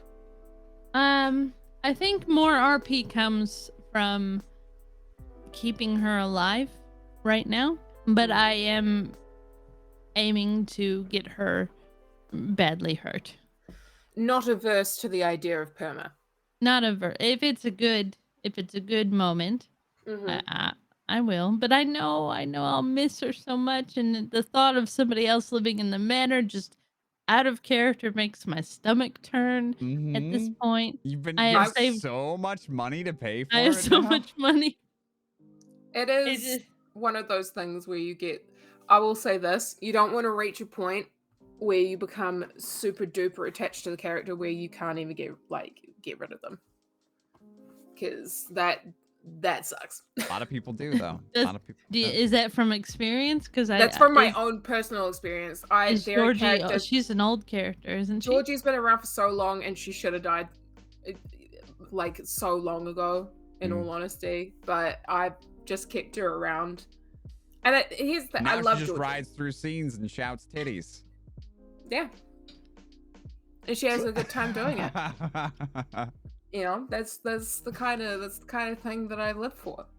But it's one of those things where now I literally am like, I want to kill her, and I would like to believe that I would, like, if a good opportunity came up for a perma, that I would go through with it. But I have grown so fucking attached to her now that I don't think I could. I'm very attached. Yeah. Like, I love, and Effie loves tragedies. And I love tragedies. And I just think it would be so beautiful to have Effie buried right next to Emmett, and it would be like next to that tree, and people would be sad. And but I know deep in my heart that I would miss it. I would miss standing on the balcony at the manor and just doing nothing. And I understand. And I've saved up all. Like, how many hours a day are you just standing on the balcony there? Let me see how many hours I have in. How do I tell how many hours I have in Red Dead? I don't know. I don't play it through Steam. Yeah. But it should still say. Hold on. It should say the browser SDK source thing. Oh, that's right. Usually say. Yeah. 1,197 hours on record for source SDK. Yeah, actually, I don't know how much mine is. I don't think mine's that much, but I will check. Which is impressive because I have 3,000 hours in Rust, and I played that for many years. Oh my god! All right, let me see. Oh my god! What's it called again? Source So go to your profile in Steam, and it should just say Source SDK base. And it should give you how many hours you have on record. New profile. 1,084. Not bad. See? Just as much. You're always on. I've been playing a lot lately. I have addicted. 2,955. Nice. Yeah. We're almost 3,000 hours. Yeah. it's- Well, Addict over here. bitch, I've been around a long ass time. I don't want to hear it. Don't call me bitch, bitch. Bitch. Wow. I've been around for a long ass time, so those hours make sense to me. Is that for I did- 5M as well? I'm not sure. I don't know. I think it is, but I never really played. Maybe 50 hours for me is 5M. Yeah, I never really got into 5M. Um, It was never really my thing. I did tell Lucille to just chuck Effie's body into the manor, burn it down, and then I was gonna Burn tell manor. Kono to just burn it down because there's in the single player there's a burned down Braithwaite Manor. I just put that in there and just leave it. If I can't have it, no one Nobody can. can. That'd be hilarious. Even if they just did that for a little bit and then it got rebuilt. Yeah, I love that. just did- burn it. They did burn down the entirety of Valentine. Boarded it up. Right. But that's not canon anymore, right? Because they. Wait, is that I don't canon? know. Yeah. That the whole city got burned, the whole town got burned down? Yeah, the whole town. The The whole town got burned down. The Lang gang did that, right? Yeah. Yeah, the entire town of Valentine got burnt down. So how did they do that then? If I recall, they boarded up like all of the buildings. Mm-hmm. And all of the buildings were like I think a couple of them had like smoke coming out of them. Does Yeah, Valentine get Valentine burnt was down? completely boarded up. Yeah, and the NPCs were all removed. There were like barrels and stuff like barricading you getting down the street and stuff. Oh shit. That's pretty cool. Yeah. So I you would couldn't get in there. I would love for because like I said in the story mode Braithwaite Manor, spoilers, whatever, it gets burned down If in you the haven't played story. through the full campaign story by now, then I haven't. I Thanks, guys. haven't beat. I'm 64% I have. in. I I don't Oh, know. you trying to finish it? I'm trying to finish it slowly. What route are you going down? Are you going down the good or the evil route? I go to the good Go ahead. the good route. Just fucking Tell him to come Speak back. your truth. I don't want to finish it because I don't want to. I don't want. Let me know when Arthur. I Oh, can come yeah. I back. know what's gonna happen. I know what's happening, and I Yeah, don't want to end Yeah, it. tell him he can come back, and so He we can can come ruin back. it for him. Yeah. So anyway, there was this massive. Fuck off. No, I literally, I put so many hours into that campaign, and I've made many stipulations about my feelings towards Arthur Morgan. Yeah, you have. But I You have Stop. no. But it is such a good, like, it is one of my favorite campaigns in any game that I've ever played. It's a beautiful game. It's so beautiful. Yeah. And I love. I play RDO sometimes. But I just like nice. the collecting, the treasure and the fossils and the cards and all I that love stuff. to collect this stuff. And Effie has been so lucky on the server. Literally, I didn't know about collecting cards and putting decks together. And then Emmett told her that if you collect 52 cards, you can put a deck together. And there's this deck out there that's called the Booby Deck. And so I started learning about all the different decks of the cards. And I found out the Blackwater was the Booby Deck. So Yeah, that's the one that's got the queen with the boobies out. yeah, so I told him, I'm like, I'll get you that Booby Deck. Don't Get you you the Booby worry. Deck. And yeah. I did. That I Booby got the Deck. first deck. I bought the Booby Deck from someone, and then the first deck I put together with 52 cards was Van Horn, and that was the rarest rarest one ever. Yeah, isn't that the one that everybody was like, yeah, it's selling for like 100,000? Only 4 people. Well, I don't know if that's the right number now, but one Right. of the developers or whatever, I don't know what to call them. They told me only 4 people have had that deck, and it was super rare. And I gave it to Emmett, and then he died, and now it's in his bank account, and I will never have it. Oh, And I didn't even get to see it. I don't even know what it looks like. That's funny. It, it And hurts awful. my soul. The I know that I was in character. Flood was telling me that like treasure hunters, I guess, can now Mm-hmm. find full decks, so it's like destroyed the market. Oh, you've always been able to find full decks. Oh, really? Okay. But some Yeah, people are that's just like farming treasure hunting these yeah, decks and they then are. selling them for like $50 or something. I sell them. Mr. Murphy was buying them from me, and then Flood, and also Leo. I've sold most of mine. I sold one to Benny. Maverick. How's Will's? Oh, sorry. Go ahead. Oh, Yeah, I was no, you just go gonna ahead. address the same question. Maverick is asking how do wills work on the server, and the answer is there are no like. I mean, you can do wills if you want, but the staff is not going to go through people's bank accounts or their horses or anything like that. If somebody's dead, all that stuff gone, just because they're not going to make all that extra work for the staff, and they can't make exceptions because if they do it for one person, then they've got to do it for everybody, and it's just a lot of extra work.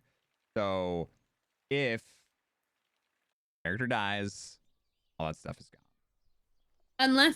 Unless it's on you, I think they can revive you and search your body and then take it off of you. Yeah, that could probably work. Yeah, because you can just do a trade. Yeah. And then I don't know, when Braithwaite did his will, obviously he left Effie the manor, his horse. So what I had to do with the horse is I went to the stable, I bought the same horse, and I made it look the same. Yeah. So in our RP, that's Max, you know. And Max, can I just say, Max the horse has such a personality. He's a Like dick. he tried to kill Pip yesterday or the day before yesterday. He killed a homewrecker. Obviously, he doesn't have to RP that homewrecker's dead, but Max just like took him out and murdered him. But Max has such a little personality as a horse, and I love it. I love that horse. Mm-hmm. Yeah, no, that horse is great. But yeah, so you can't really, you can do things like that with the horse, or you can say like, you can put in your will to this person, I leave my belt. And then, you know, you can send them a DM with like a picture of your character's belt, and then they can go and make an outfit with the belt. You can do things like that. Or like with the horse, like I leave you my horse, and then but you have to go and buy the same horse and then make it look the same. But yeah, there's no way really mechanically for people to transfer horses currently. Yet. I'm sure they'll work on it soon. Yeah, there's tons of things that they're adding, including like an inventory for clothing, so they could actually leave you their hat or their boots or their favorite shirt or whatever, and like you could take it off their body or take it out of their closet or whatever, and actually have that item. So the most exciting thing that I'm working on is the fish. What? But it's Kono's working on crates right now. He Yes. showed a little He showed a little clips bit. of that. And you can put things in the crates and you carry them and you can put them on your horse or whatever. So, but he's also fixing the fish because for a long time they've been heavier. So the fish weight is variable. So you can't carry as many fish. But they don't give you extra money for those fish. So it kind of sucks because you carry these fish, you don't get any extra money for the really heavy ones. And I've been sitting here patiently waiting because it's coming with that crate patch that's coming up, and the medicines and the or not really medicines, but the Tonics what do or you call 'em? whatever, potions. Yeah, I'm excited for that because as you saw in that clip we watched earlier, Effie kind of does that kind of thing. She learns about things that go together and makes different medicines or creams or whatever for different things. She tried to sell Carter a cream for his beard for $100. It didn't work. Mm, but it was a very stressful time. I didn't get a chance to try to sell it again before he died. yeah, so your cream killed him. Great. I didn't. What? Don't you do that? Don't you dare. Don't you put that evil on me, okay? I I did love not that. kill Carter. I love that term. Don't you put that evil on me. I It's from Ricky Bobby. Don't you put that evil on me, Ricky Bobby. I honestly I love the idea of like being able to like mix up tinctures and stuff Mm-hmm. in game. That I was talking the other night with a friend of mine about making like NPC quest givers, and this NPC quest giver that I want to make, that I'm like I am Literally my desperate. character. You're about to describe my character that I already have on the character select screen. Please tell me. His name is the Apothecary. Go ahead, though. Oh no, I had an idea of having a literal, like, I don't know if you guys have been up in the mountains, but there's that witch camp with the cauldron. Mm-hmm. Yeah, I Yeah, have been there. Perfect Yeah. spot. yeah. So I want to just have literally a woman who lives up there, and I want her to be like a bit crazy and just make weird tinctures and shit and give them to people, or go get like random fucking ingredients so that she can make shit and give it out to people.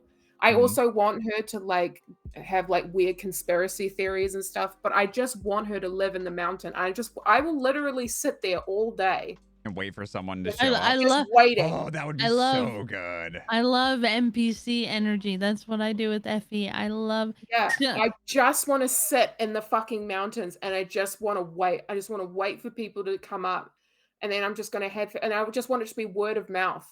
Just people being Yeah. like, there's this weird, crazy lady living in the mountains, and you can go up, and I will be there. I will literally sit my ass down. Do it, because it's so. I have the best RP just sitting at the manor. Fuck That is yeah. really good. Yeah, because then when Pe- somebody people- shows up, they're like, "Oh shit." Yeah, this lady is just alone here, and she's this crazy widow Yeah. that I've heard rumors that she cuts balls off, and she's just sitting here alone. All I need is the 100 cats. Let's hear the truth. Cut those I did not balls cut off. off that man. I did not. You Lucille had did. Lucille hold him down. No, Lucille threw a cleaver, and on all of our screens, it cut him in the balls, Right in the dick. That's incredible. right in I the love dick. that. I did not. I don't. I did. Awful. I I love did that. not castrate anyone. I love that. But there's another. There's another cool spot for that type of So type of weird. character. I love that. In Saint Denis, there's that greenhouse. There's a beautiful Oh, greenhouse I with love flowers that everywhere. greenhouse. I think that Yeah, would be yeah. a perfect go spot there. for that kind of RP. There was, who was it? Somebody was speaking out about fucking people's RP ideas, but there was somebody who was saying that they wanted to make a hat thief, and I have basically a hat thief. yeah, who goes around making like stealing people's hats, but lives in that greenhouse and then uses bits and pieces from the hats that they steal to make the really fancy hats that are in that place. Oh, that's cool. Yeah, and then sells them off. I was like, that is a fucking genius idea. I love that. That is I fucking brilliant. can't wait until we can take people's pants. Pants I hope thieves. that's a thing. I want to be able to take people's shoes. I want to be pants pirates and roll I want to around. steal. I on want to a steal boat. people's shoes. You can be part of the boot bandits. Boot bandits, baby. They exist right Booty now. bandits. The They boot do. bandits exist. I saw them in Sisika today. Boot Oh, did you? bandits. Yeah, Effie How might was have your made a Siska deal with RP? them. Oh, you know, Did you like the new rules that they put out? I They put out don't. new They rules don't. for They Sisika? don't apply to me. I'm a woman. What? What are the rules? In Which- Sisika? the new times for a murder and attempted murder, they upped them. Oh, Yeah, she had to spend Oh. 300 days for attempted murder. Damn. yeah, it's new. Is that new? I don't know. I've never. That's more not than murder. murder in the first degree of a peace officer used to be. Almost twice Shit. as much When did that change? recently. Oh, Verts thought it was weird. He's like, you got 300 hours or 300 minutes, 300 days for that, and I'm like, I don't know. I That don't was just care. one crime. I didn't add anything to it. I was They like, I don't changed care. it. And then he's like, but you tried to save him. Did you say that? And I'm like, I don't care. Did you I tell don't him care that McGregor was like, I can reduce the time for And you? I said for... no. Yeah. I said no. We wanted to go to Siska. You played right into our hands. Okay. Lucille wanted to go see the Wallaby Kid, and that's how you get sent to Siska. Everyone, you don't demand it. You don't just demand go, to go to Siska. You just go you're commit a just like, bad crime oh. and then say you Well, don't want no, your time okay. reduced. Okay, listen. We didn't commit the crime to go to Siska. We committed the crime and then discussed, do you want to turn yourself in? She's like, I'm never going to get a visit legally. I'm like, do you want to turn yourself in? She's like, yes, but I don't want you to. And Effie's like, I just brutally stabbed someone in a badass way. You're not taking my credit. I'm turning This myself is my in crime, too. all right? Do you want to see that, by the way? Hell yeah, I do want to see that. I don't know if I do. That might be too I much do. meta for I me. most definitely Is it do. different Please than I what wait. you told- said it was? Also, I'm trying to get No, this- it's not. I stabbed Okay. him in the back 4 to 5 times. Stabbed him in the chest 75 times. It's not meta. I wish you've already Twiggy was my co-host. Honestly, Who's- same. I love that dog. This Yeah. is my pride and I should joy. have. That's the what I love of my should have life. done. I should have set up cat cam for you guys. Yeah. Why go. didn't My little- you? I want viewers. I did because I didn't think about it until just now. I could have got my little hairless. Oh my god, you Gremlin. have. Have a Do you have a hairless sphinx? cat? Shut up. I have a sphinx. I do. I'm I have a- so fucking jealous. I really want a sphinx. I have a skinfint. Oh my god, I love that so Infant. much. There you go. We can watch it. Watch This is my absolute child, the love of my life. This is Twig. Love that dog. Yeah, she's my precious little bean. Hi, Dobby. All right, here we go. Alright, I'm ready. Where you getting this shit? Y'all making up stories to tell each other. Maybe. But I did promise him one thing. Let's hear it, Cher. Let's hear it and let's get it. That's right. Let's get it.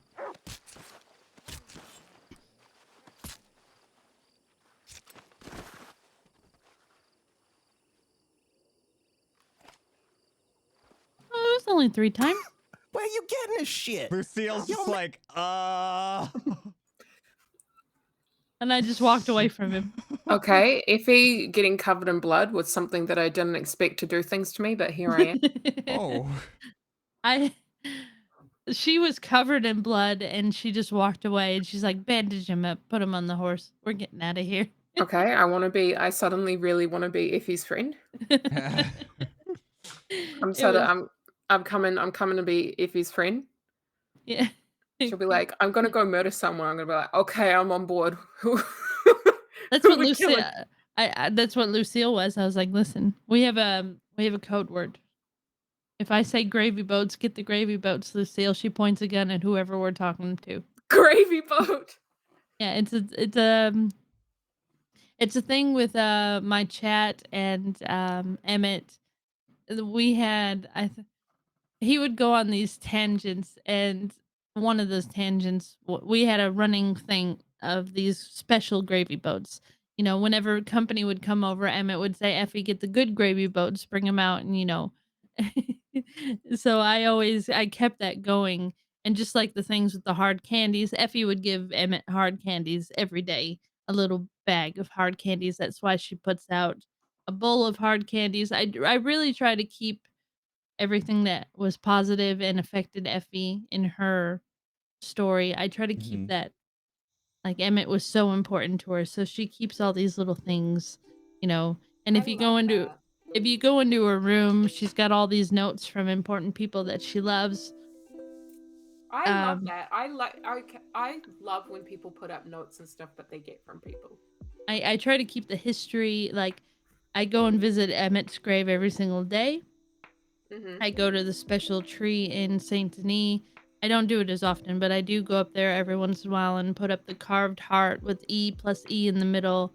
It's Effie and Emmett. They used to sit at the tree. I try to do all these things that were important to Effie in her story. I try to keep all these things alive, things that Emmett would say, things that we would do, places we would go.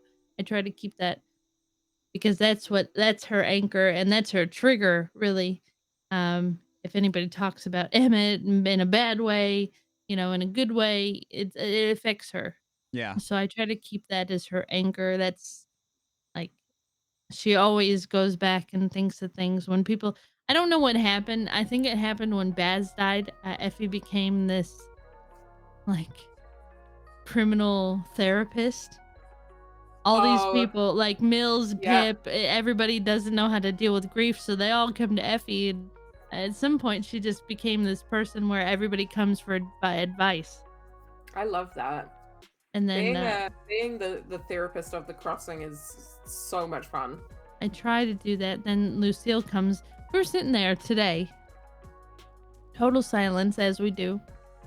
And Lucille's like, I think you're the scariest person in the crossing. And I'm like, what the fuck, Lucille? Why would you say that? She's like, Because Effie's got everybody's ear. She is intimidating, and I did watch clips of myself running, like, from another perspective. Because every time I know this is weird, but I know every single sound in that manor. And as soon as I hear something that isn't right, I run through the whole manor with her knife out. And I watched myself do that because I did have some intruders. I watched myself do that from an outside perspective, from Pip's perspective. And I'm like, what the fuck? I'm terrifying. She's got this black dress and the red hair and this knife, and she's just running as fast as she can, like looking room to room. It's fucking scary. Smokey called me Ghostface. He's like, she looks like Ghostface with that knife running in that black dress. She's a woman who knows her property, man. She's like, don't fucking touch with it. Don't mess with it. I have a whole plan. We have a whole plan in case, like, people roll up with 6 people in that manor. There's a choke point in the manor. It's the stairs. Mm-hmm. So the plan is, Effie goes to her spot. Lucille goes to her spot. McGregor And stays then- asleep. McGregor stays asleep. As soon as they come up the stairs and I hide behind this little wall. As soon as they come past me, they can't see me until they're right on top of me. And then I jump out, stab him in the neck. Lucille takes the next one. And then I jump over the balcony. After appropriately initiating Yes. player versus player combat. Yes, I will say, if you come up here, one of you at If you least. come up here, I will stab you. Yeah, at least one of you are going to go. That's what I did with Marcus. Yeah. He said, I'm going to come up there and kill you, Effie. And I said, okay. I said, I'm going to take at least one of you down with me. And I did. Then. Listen, it's always good to have tactics. It's good. I do have tactics. I have plans. I think if we ever get sieged by 6 people, me and Lucille can at least take out 2 before they take out us. By myself, I can at least take out 1, maybe 2 by myself. Right. Hell yeah. So all female outlaw gang win? I thought about, like, for a second, I thought about having, like, this widow gang with me and Riggs. But then I thought it would be much more interesting for Riggs if Effie was just unhappy with her. Because at the end of the day, Riggs sat there and watched as they murdered Emmett. And I always try to keep that in mind because it really felt bad. Because Pip did as well. And I gave Pip hell for that. I'm like, I know you can't fix it. And I know, you can never take that back. And you can't fix it. But you didn't. Pip wasn't a part of that. He just watched it. So it was a real struggle for Effie to forgive him for that.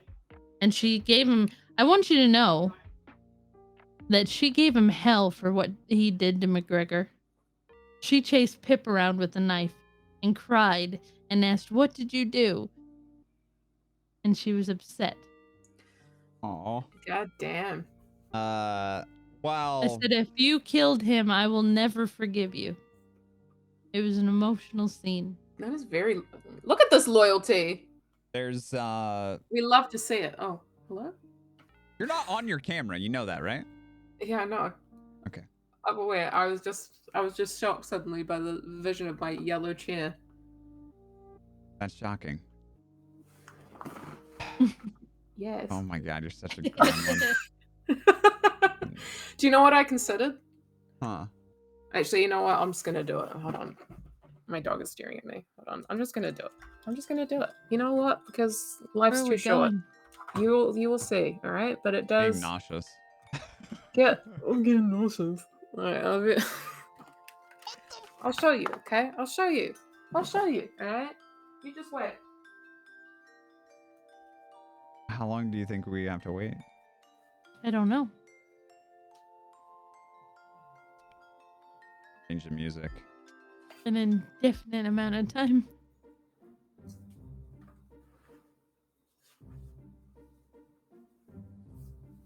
Mm-hmm.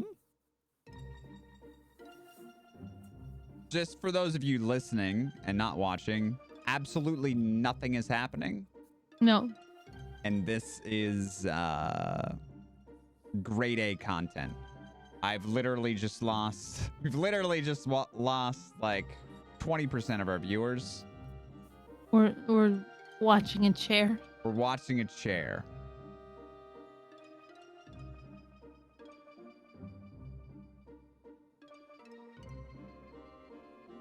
I'm also concerned.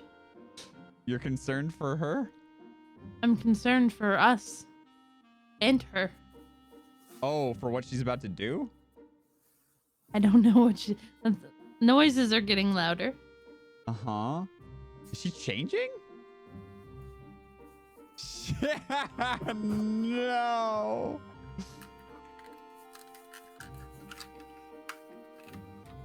With the quickness you have put those headphones on, I would think it would be safe to assume that you've worn those with that outfit previously. Is that correct?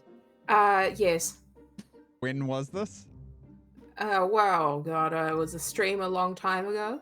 Oh, okay. Yeah. I was very excited because I don't celebrate Halloween, so I bought a Halloween costume, and I wanted to Why show don't you everyone. celebrate Halloween? They don't down here. It's weird. Yeah. Nobody celebrates don't- Halloween. I mean, they're No. trying to, bless their hearts, but it's not the same because it's Yeah. hot. It's not a thing. It's hot. Yeah, so it's hard to get into a costume. Okay, that makes sense.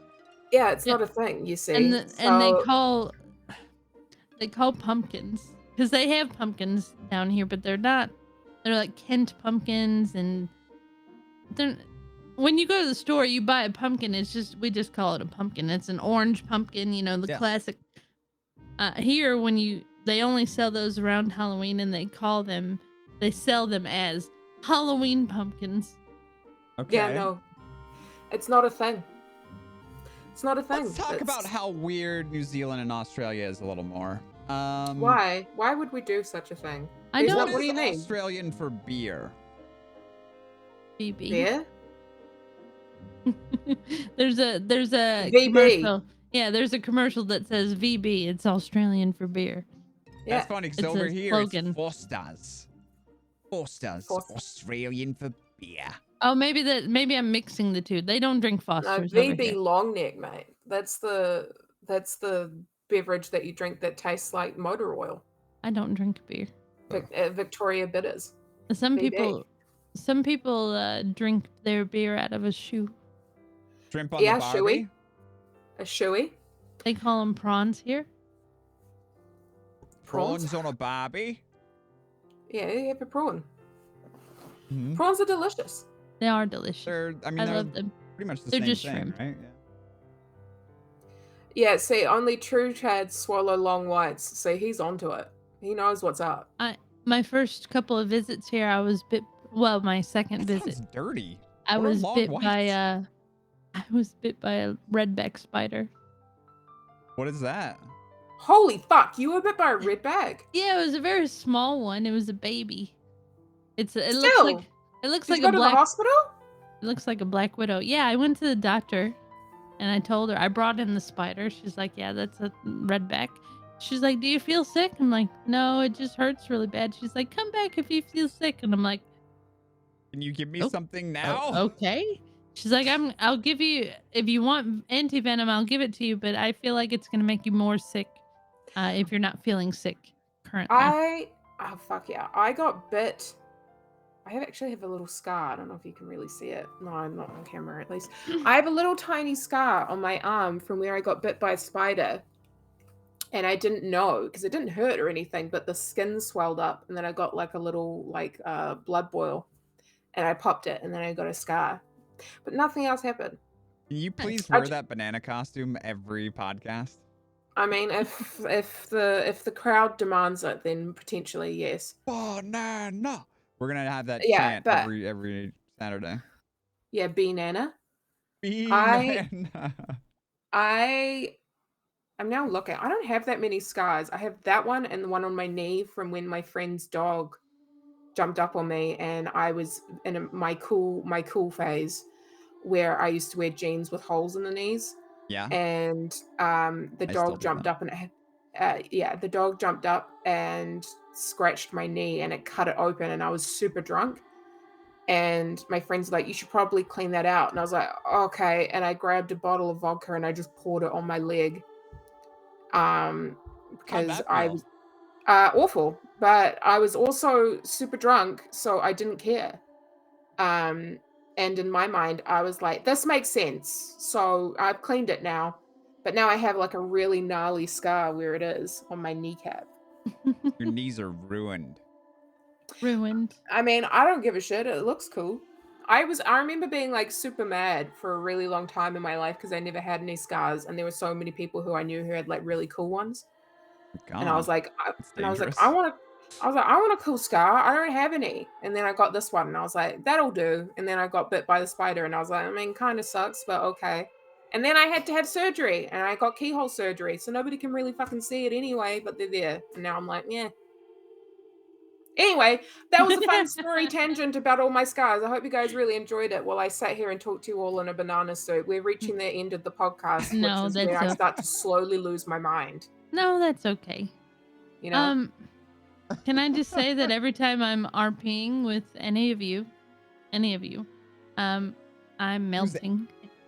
I'm dying of sweat and Yeah. I'm just like miserable.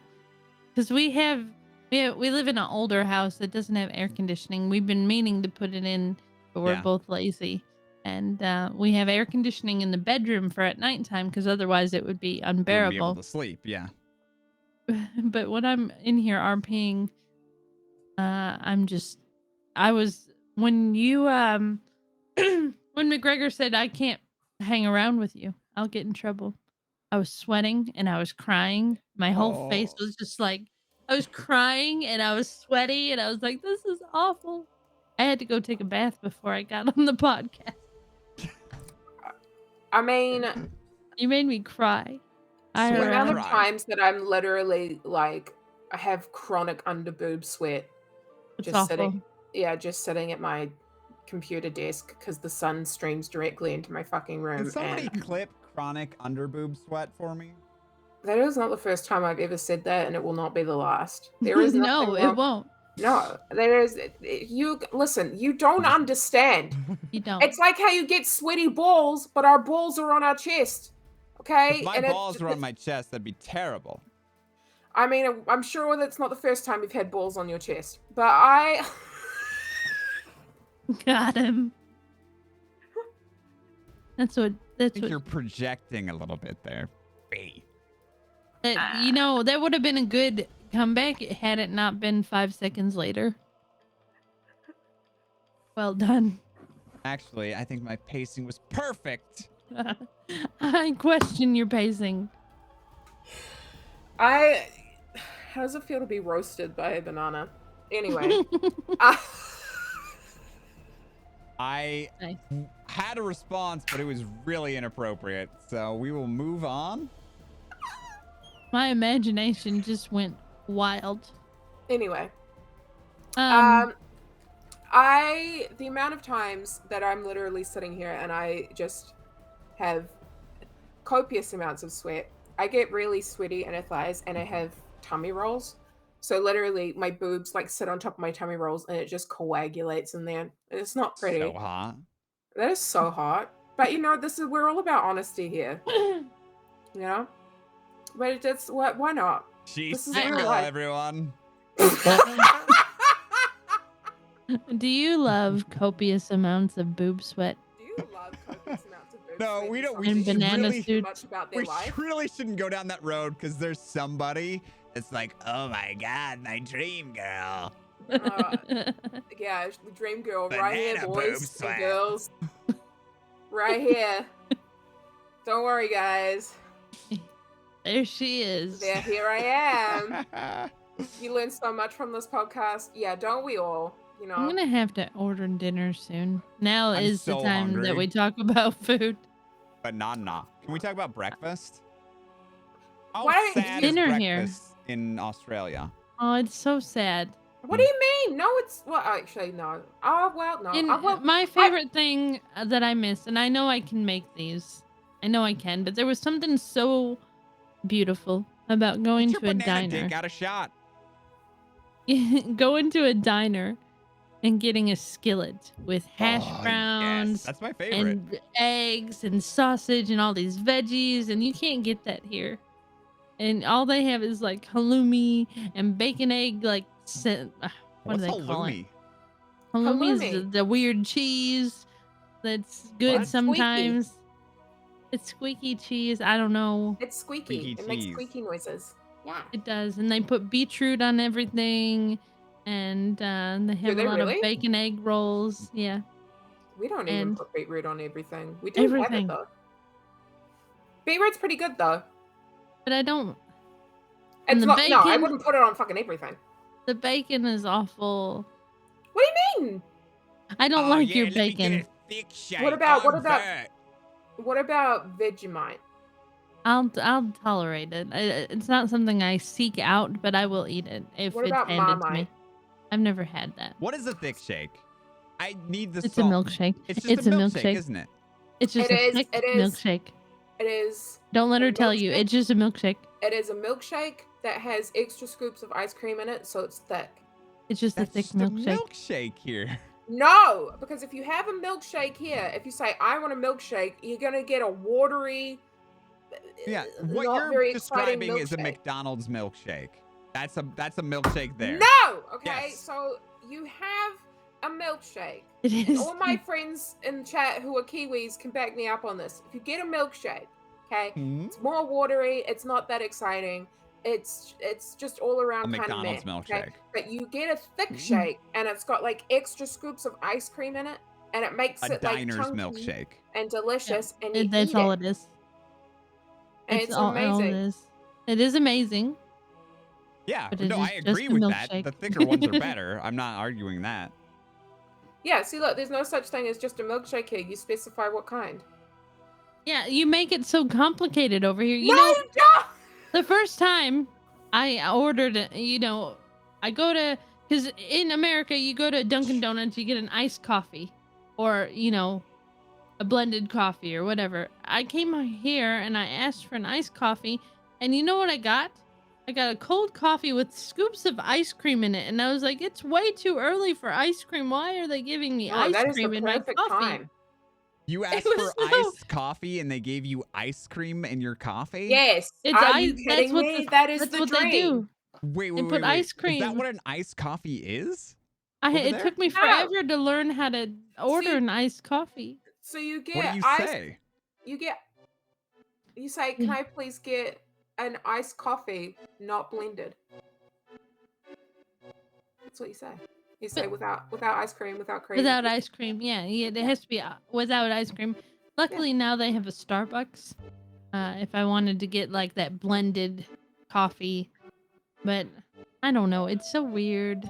Coffee's It was confusing anyway. Like, I can't imagine B coming over here and trying to order something from Long- our coffee stand. You could get a long black or a long white, which is coffee, Um, and a cappuccino is just a coffee. It's not a cappuccino in America is I don't know how to explain it.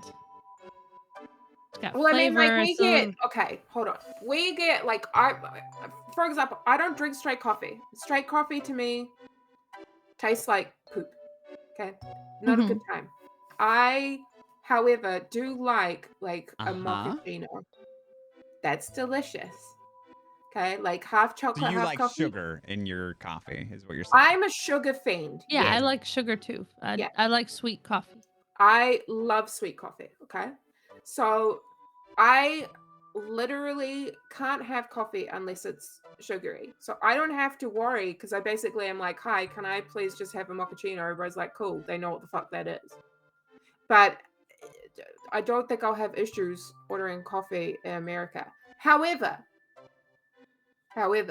I have heard that apparently we're too polite when we order things because we'll sit there and be like, "Hi, how are you? I'm good, thanks. How are you? Oh, I'm really good. Are you enjoying the weather? Yeah, I'm enjoying the weather. What would you like? Well, can I please get XYZ?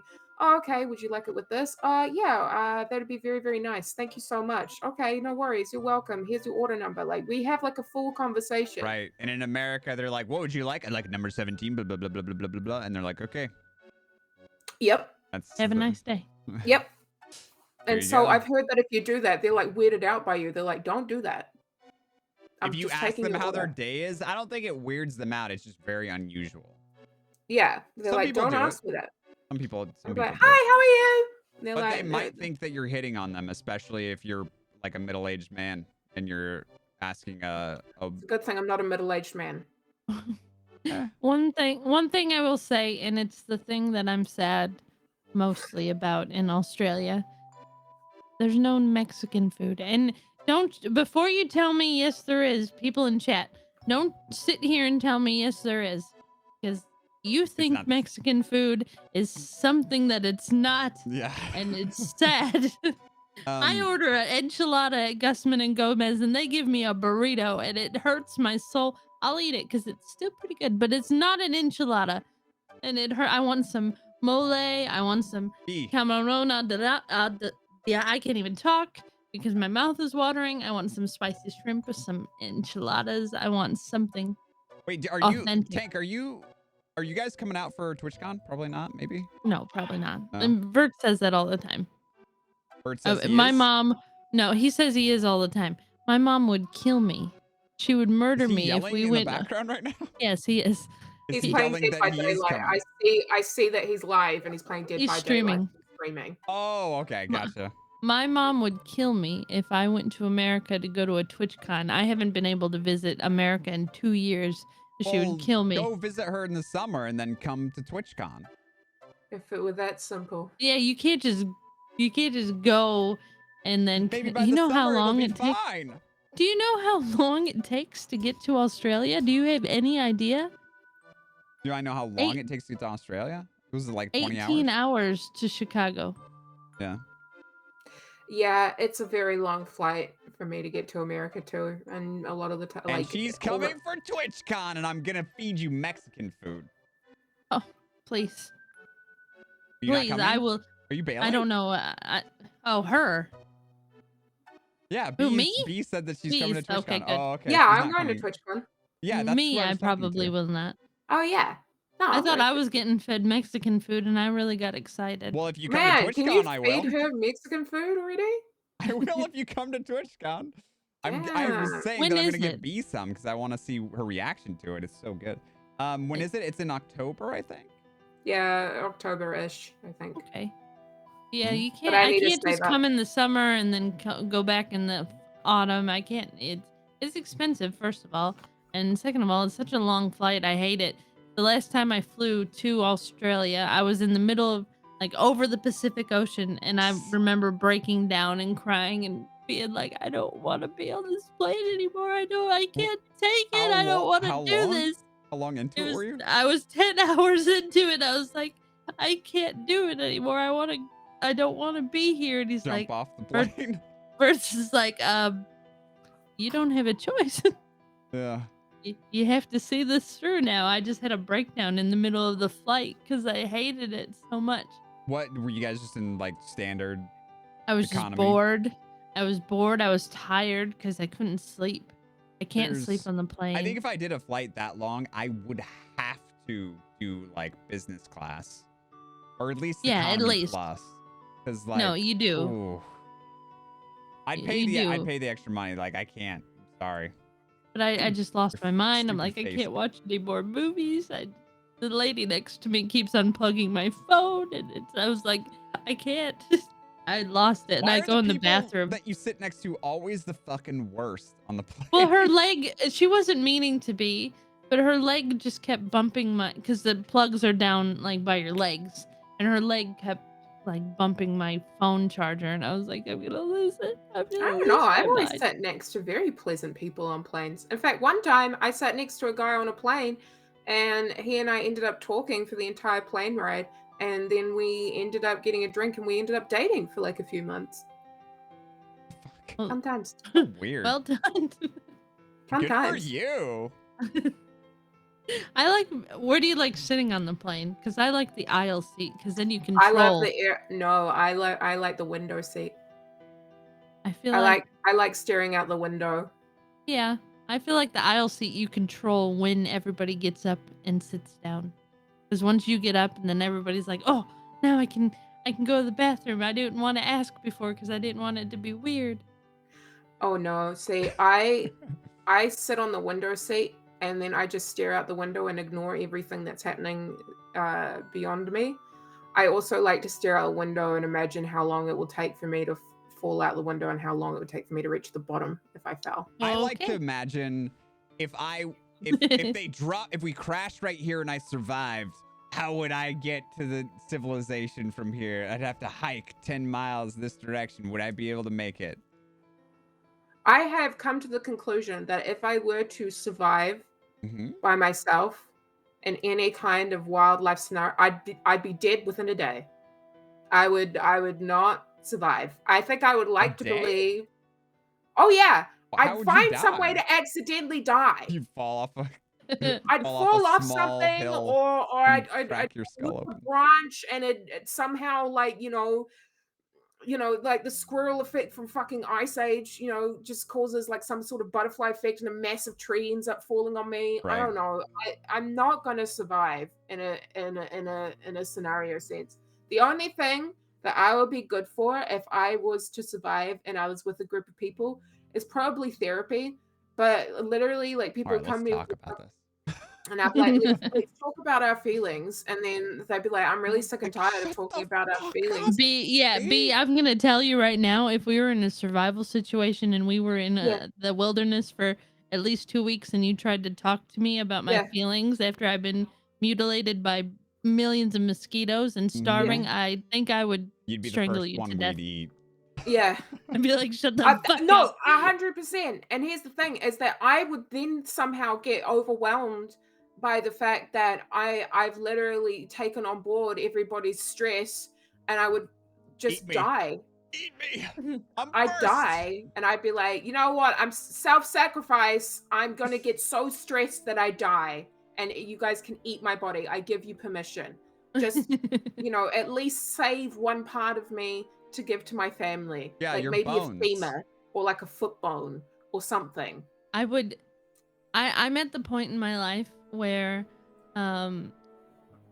if I get bit by 1 or 2 mosquitoes and we're sitting out by the pool, I'm done. I'm going back inside. I don't like this anymore. I'm not enjoying myself.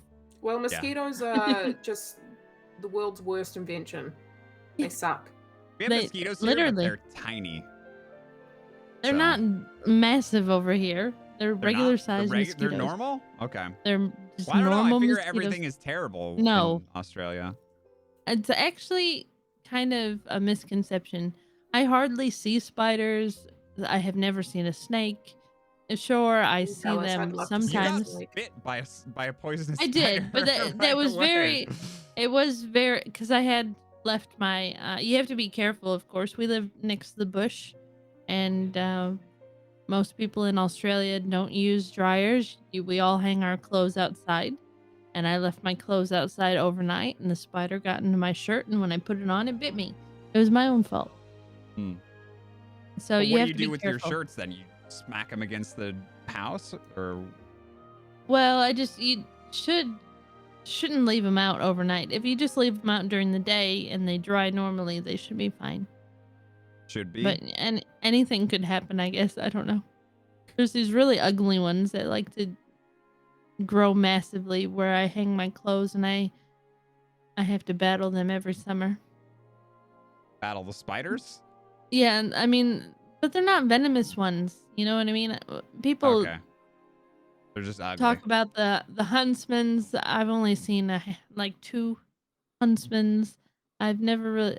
We had a funnel web in our pool one time, which was pretty scary. Those are the most deadly ones, the Sydney funnel web, and it can live under the water for 24 hours, which is terrifying. So But remember when you said it's really not that bad, and then you it's started but it, describing all the but deadly spiders you've seen? I say that, but I really haven't seen or encountered that much awful wildlife. I don't see kangaroos and koalas. We're in Sydney. That stuff is very rare. I never, like, I would say that, um, every once in a while you have a spider in your house, right? Sure. And Well, not and this it's one, but right, in the past. but in the past, so it's like that, and just once in a while it happens to be like a larger than normal one, but I've never seen one like noteworthy. Like, oh my god, that's a fucking big spider. I've never seen anything like that, not yet. And they're out there. They definitely are. I just, in my experience, in the 3 years I've been Yeah. here, I've not encountered anything super scary. Well, but you've said you encountered something super scary. And Like, I have seen once. zero animals that could kill me my entire life. 35 years. So that's the difference. You've been there 3 years and you just listed off like 6 things that Where could do kill you. where do you live without I live in like Washington giving me State. specific I live area? I live in Washington State on the western side of the mountains, and it is fucking amazing because there aren't really anything. The only thing here that's poisonous, I think there's like black widows, but they're really, really rare. And then like if you go into the mountains, there's rattlesnakes, but again, I don't live in the mountains. Right. So But what about there's what about bears, I guess, and what about mountain lions. I guess mountain But lions. I've never What about seen ticks? For example, ticks are very common, and one. I there's don't a think type there of are tick. ticks here. I'd have to You look don't it think? up. There's a lot of scary things in America. I'm just saying. That's all I'm saying. Come to New Zealand. We only have birds And goats. and goats. Birds and goats. I watched. I I want to go watched there. Gordon Ramsay shoot a goat on a show once. In New Zealand. We have sheep and cows and birds and the occasional possum, maybe a rat. Well, you have the all the sea life as well, and some of that can be dangerous. We have sharks. I just don't go into the sea. That's how I fix that problem. Yeah, well, that's me me and the too. ocean have an understanding. It I almost have- killed me when I was 18, and I just never gone back. Yes, I have very serious thalassophobia and submechanophobia, so I'm good. That's a I lot don't of have big words. that, but I'm just like, nah, not worth it. I've been in the ocean here, but I don't know. I have that fear as well, especially because there's like a lot of things in the ocean that could kill me, like the little box jellyfish. I know they're probably not over here, but I think about that. So I've only been Jellyfish, in the yeah. ocean up to my knees, but there's a video, like an old home video. I wish I could find it. My mom is in the ocean in Florida, and I'm chasing as the waves go out. I'm running up, and I'm yelling out, "Mommy!" And then the waves come back in, and I'm running away. I thought my mom was gonna get eaten by a shark. I was like 3, Oh, God. so I always have that traumatized feeling. There's a shark in there, and it's gonna eat me. I understand that completely. When I was a child, I used to think that a shark was going to swim up through my toilet and eat me. Oh. I Oh, I God. also had a completely irrational fear that if I got into a swimming pool by myself, that a shark was going to come up and kill me. I also one time decided to brave the ocean, and I went on a surfboard, and I was freaking out the entire time, thinking that I was going to die. And then I literally looked down to my right and saw a shadow, and so I literally, I don't think I've ever moved so fast in my entire fucking life. And it wasn't until I got to the shore that I realized it was just the shadow of me sitting on the surfboard on the sand below me. I thought it was a shark. Okay. But I was like, I'm not risking it. I'm never going back in the ocean again. The only time, I went swimming with very rare New Zealand dolphins called Hector's dolphins, which are the smallest species of dolphins in the world and are extremely endangered. And you only really get to do it every so often because they are so rare and you're not supposed to interact with them. Once in a lifetime opportunity. I spent the entire time pretty much screaming and crying while floating buoyantly in water in a wetsuit that was too small for me because I was terrified that a shark was going to kill me the entire time. Oh. That's terrible. I think sharks tend to stay away from dolphins as well. I think they're scared of them. The thing about in the toilet, though, Yeah. there's an X-Files episode where this man is like a snake man. Spoilers. And he climbs into a porta potty and waits there inside the, like, where people sit down. He, like, climbs in there. I think it's X-Files. And some dude sits down there and gets bit by him. And I've never pooped in a porta potty. I've heard a myth, an urban myth. Never, not once.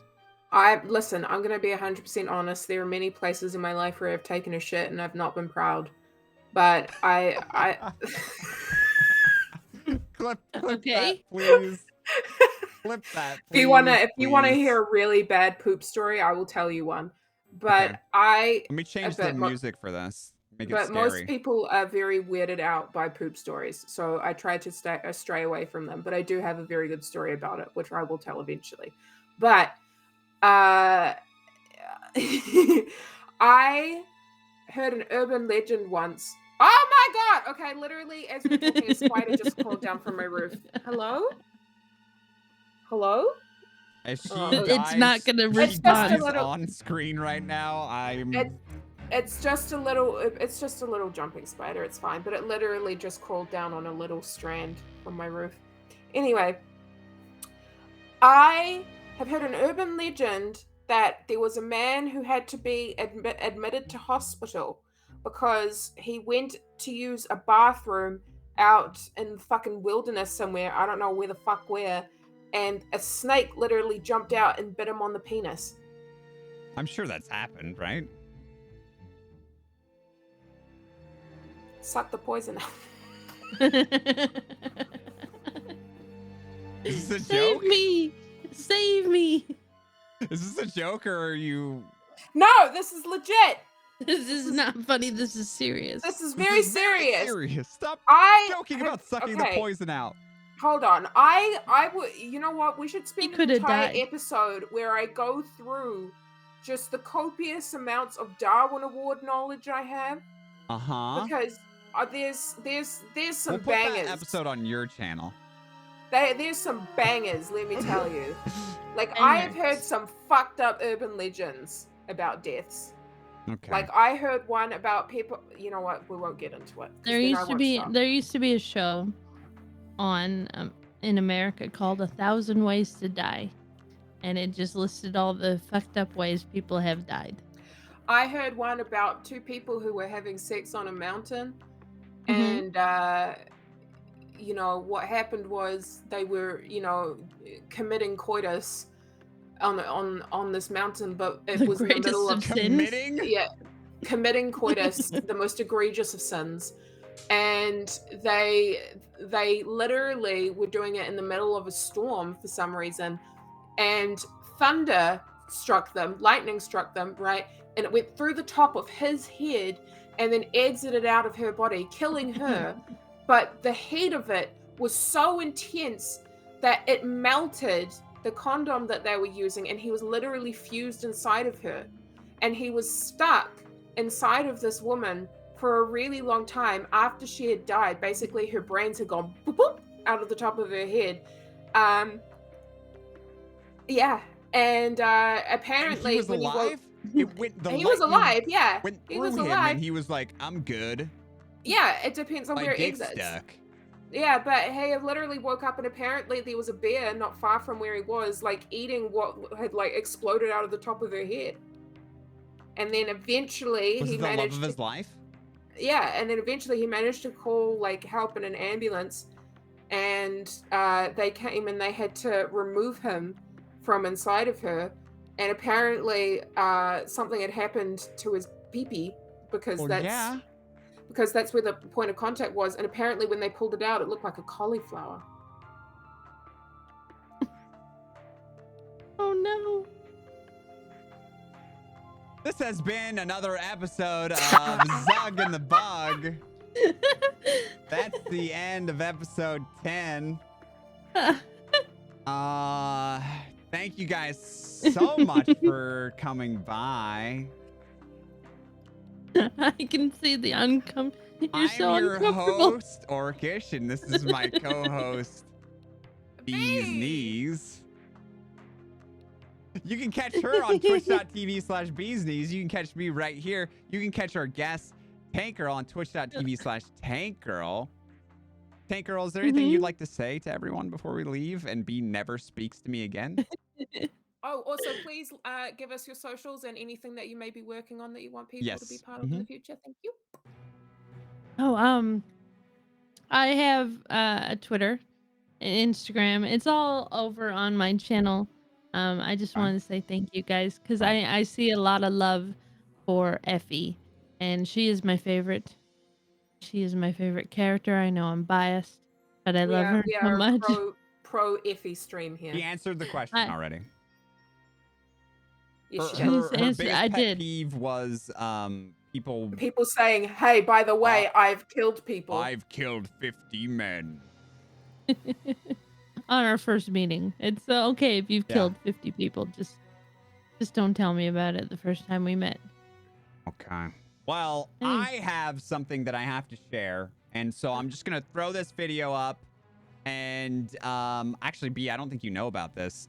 This is new. This is news. This is news. News. I'm using the podcasts to show this off. But I'm super excited about it. I'm very dressed for the occasion. You're perfectly dressed for the occasion. Let me pull it up here. Really quickly before we go.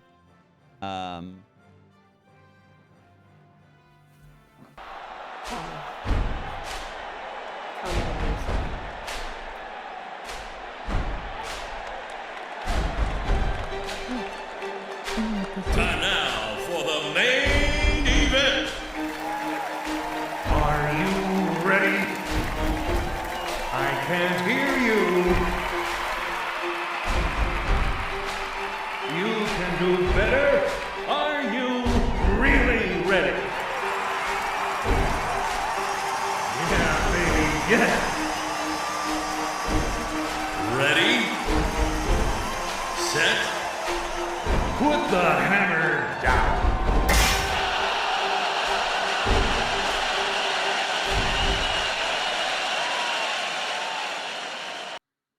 So Table Story is doing a new campaign starting on February 19th at 4 p.m. Eastern, and I am going to be in it. Shut the fuck up! Yeah. That's exciting. Is Brad DMing? No, PB's DMing, I think. Oh, that's good. That's good too. Actually, I don't know who's DMing. Congrats! That's fucking excellent! But I can tell you that I'm in it, and I can tell you that that's when it is, and that's all I can say. Hell yeah! That's exciting. Congratulations. That's very exciting. I'm We'll have very to happy watch for you. it. You know, I've been friends with Brad for years, and I didn't know he was on. I knew he was on the server, but I didn't know who he was until like a week ago. He hasn't been on the server that long. No, but I didn't know Tar was him. It didn't click with me, and I've known him for years now. He's amazing. He is. Well, anyways, very excited about that. That's coming up soon, so you guys should clear your calendars. And that's it. We're leaving. We're over our time now. Everybody, Okay, wave. bye. Tankgirl, thank you so much for Goodbye. coming. Goodbye. Yeah, of course. Thank you for coming and hanging out. We appreciate you. We're a pro Iffy stream, and you're a wonderful RP. And thank you. You're a for your wonderful time. banana. Thank you. Get your potassium intake. You're good for hangovers.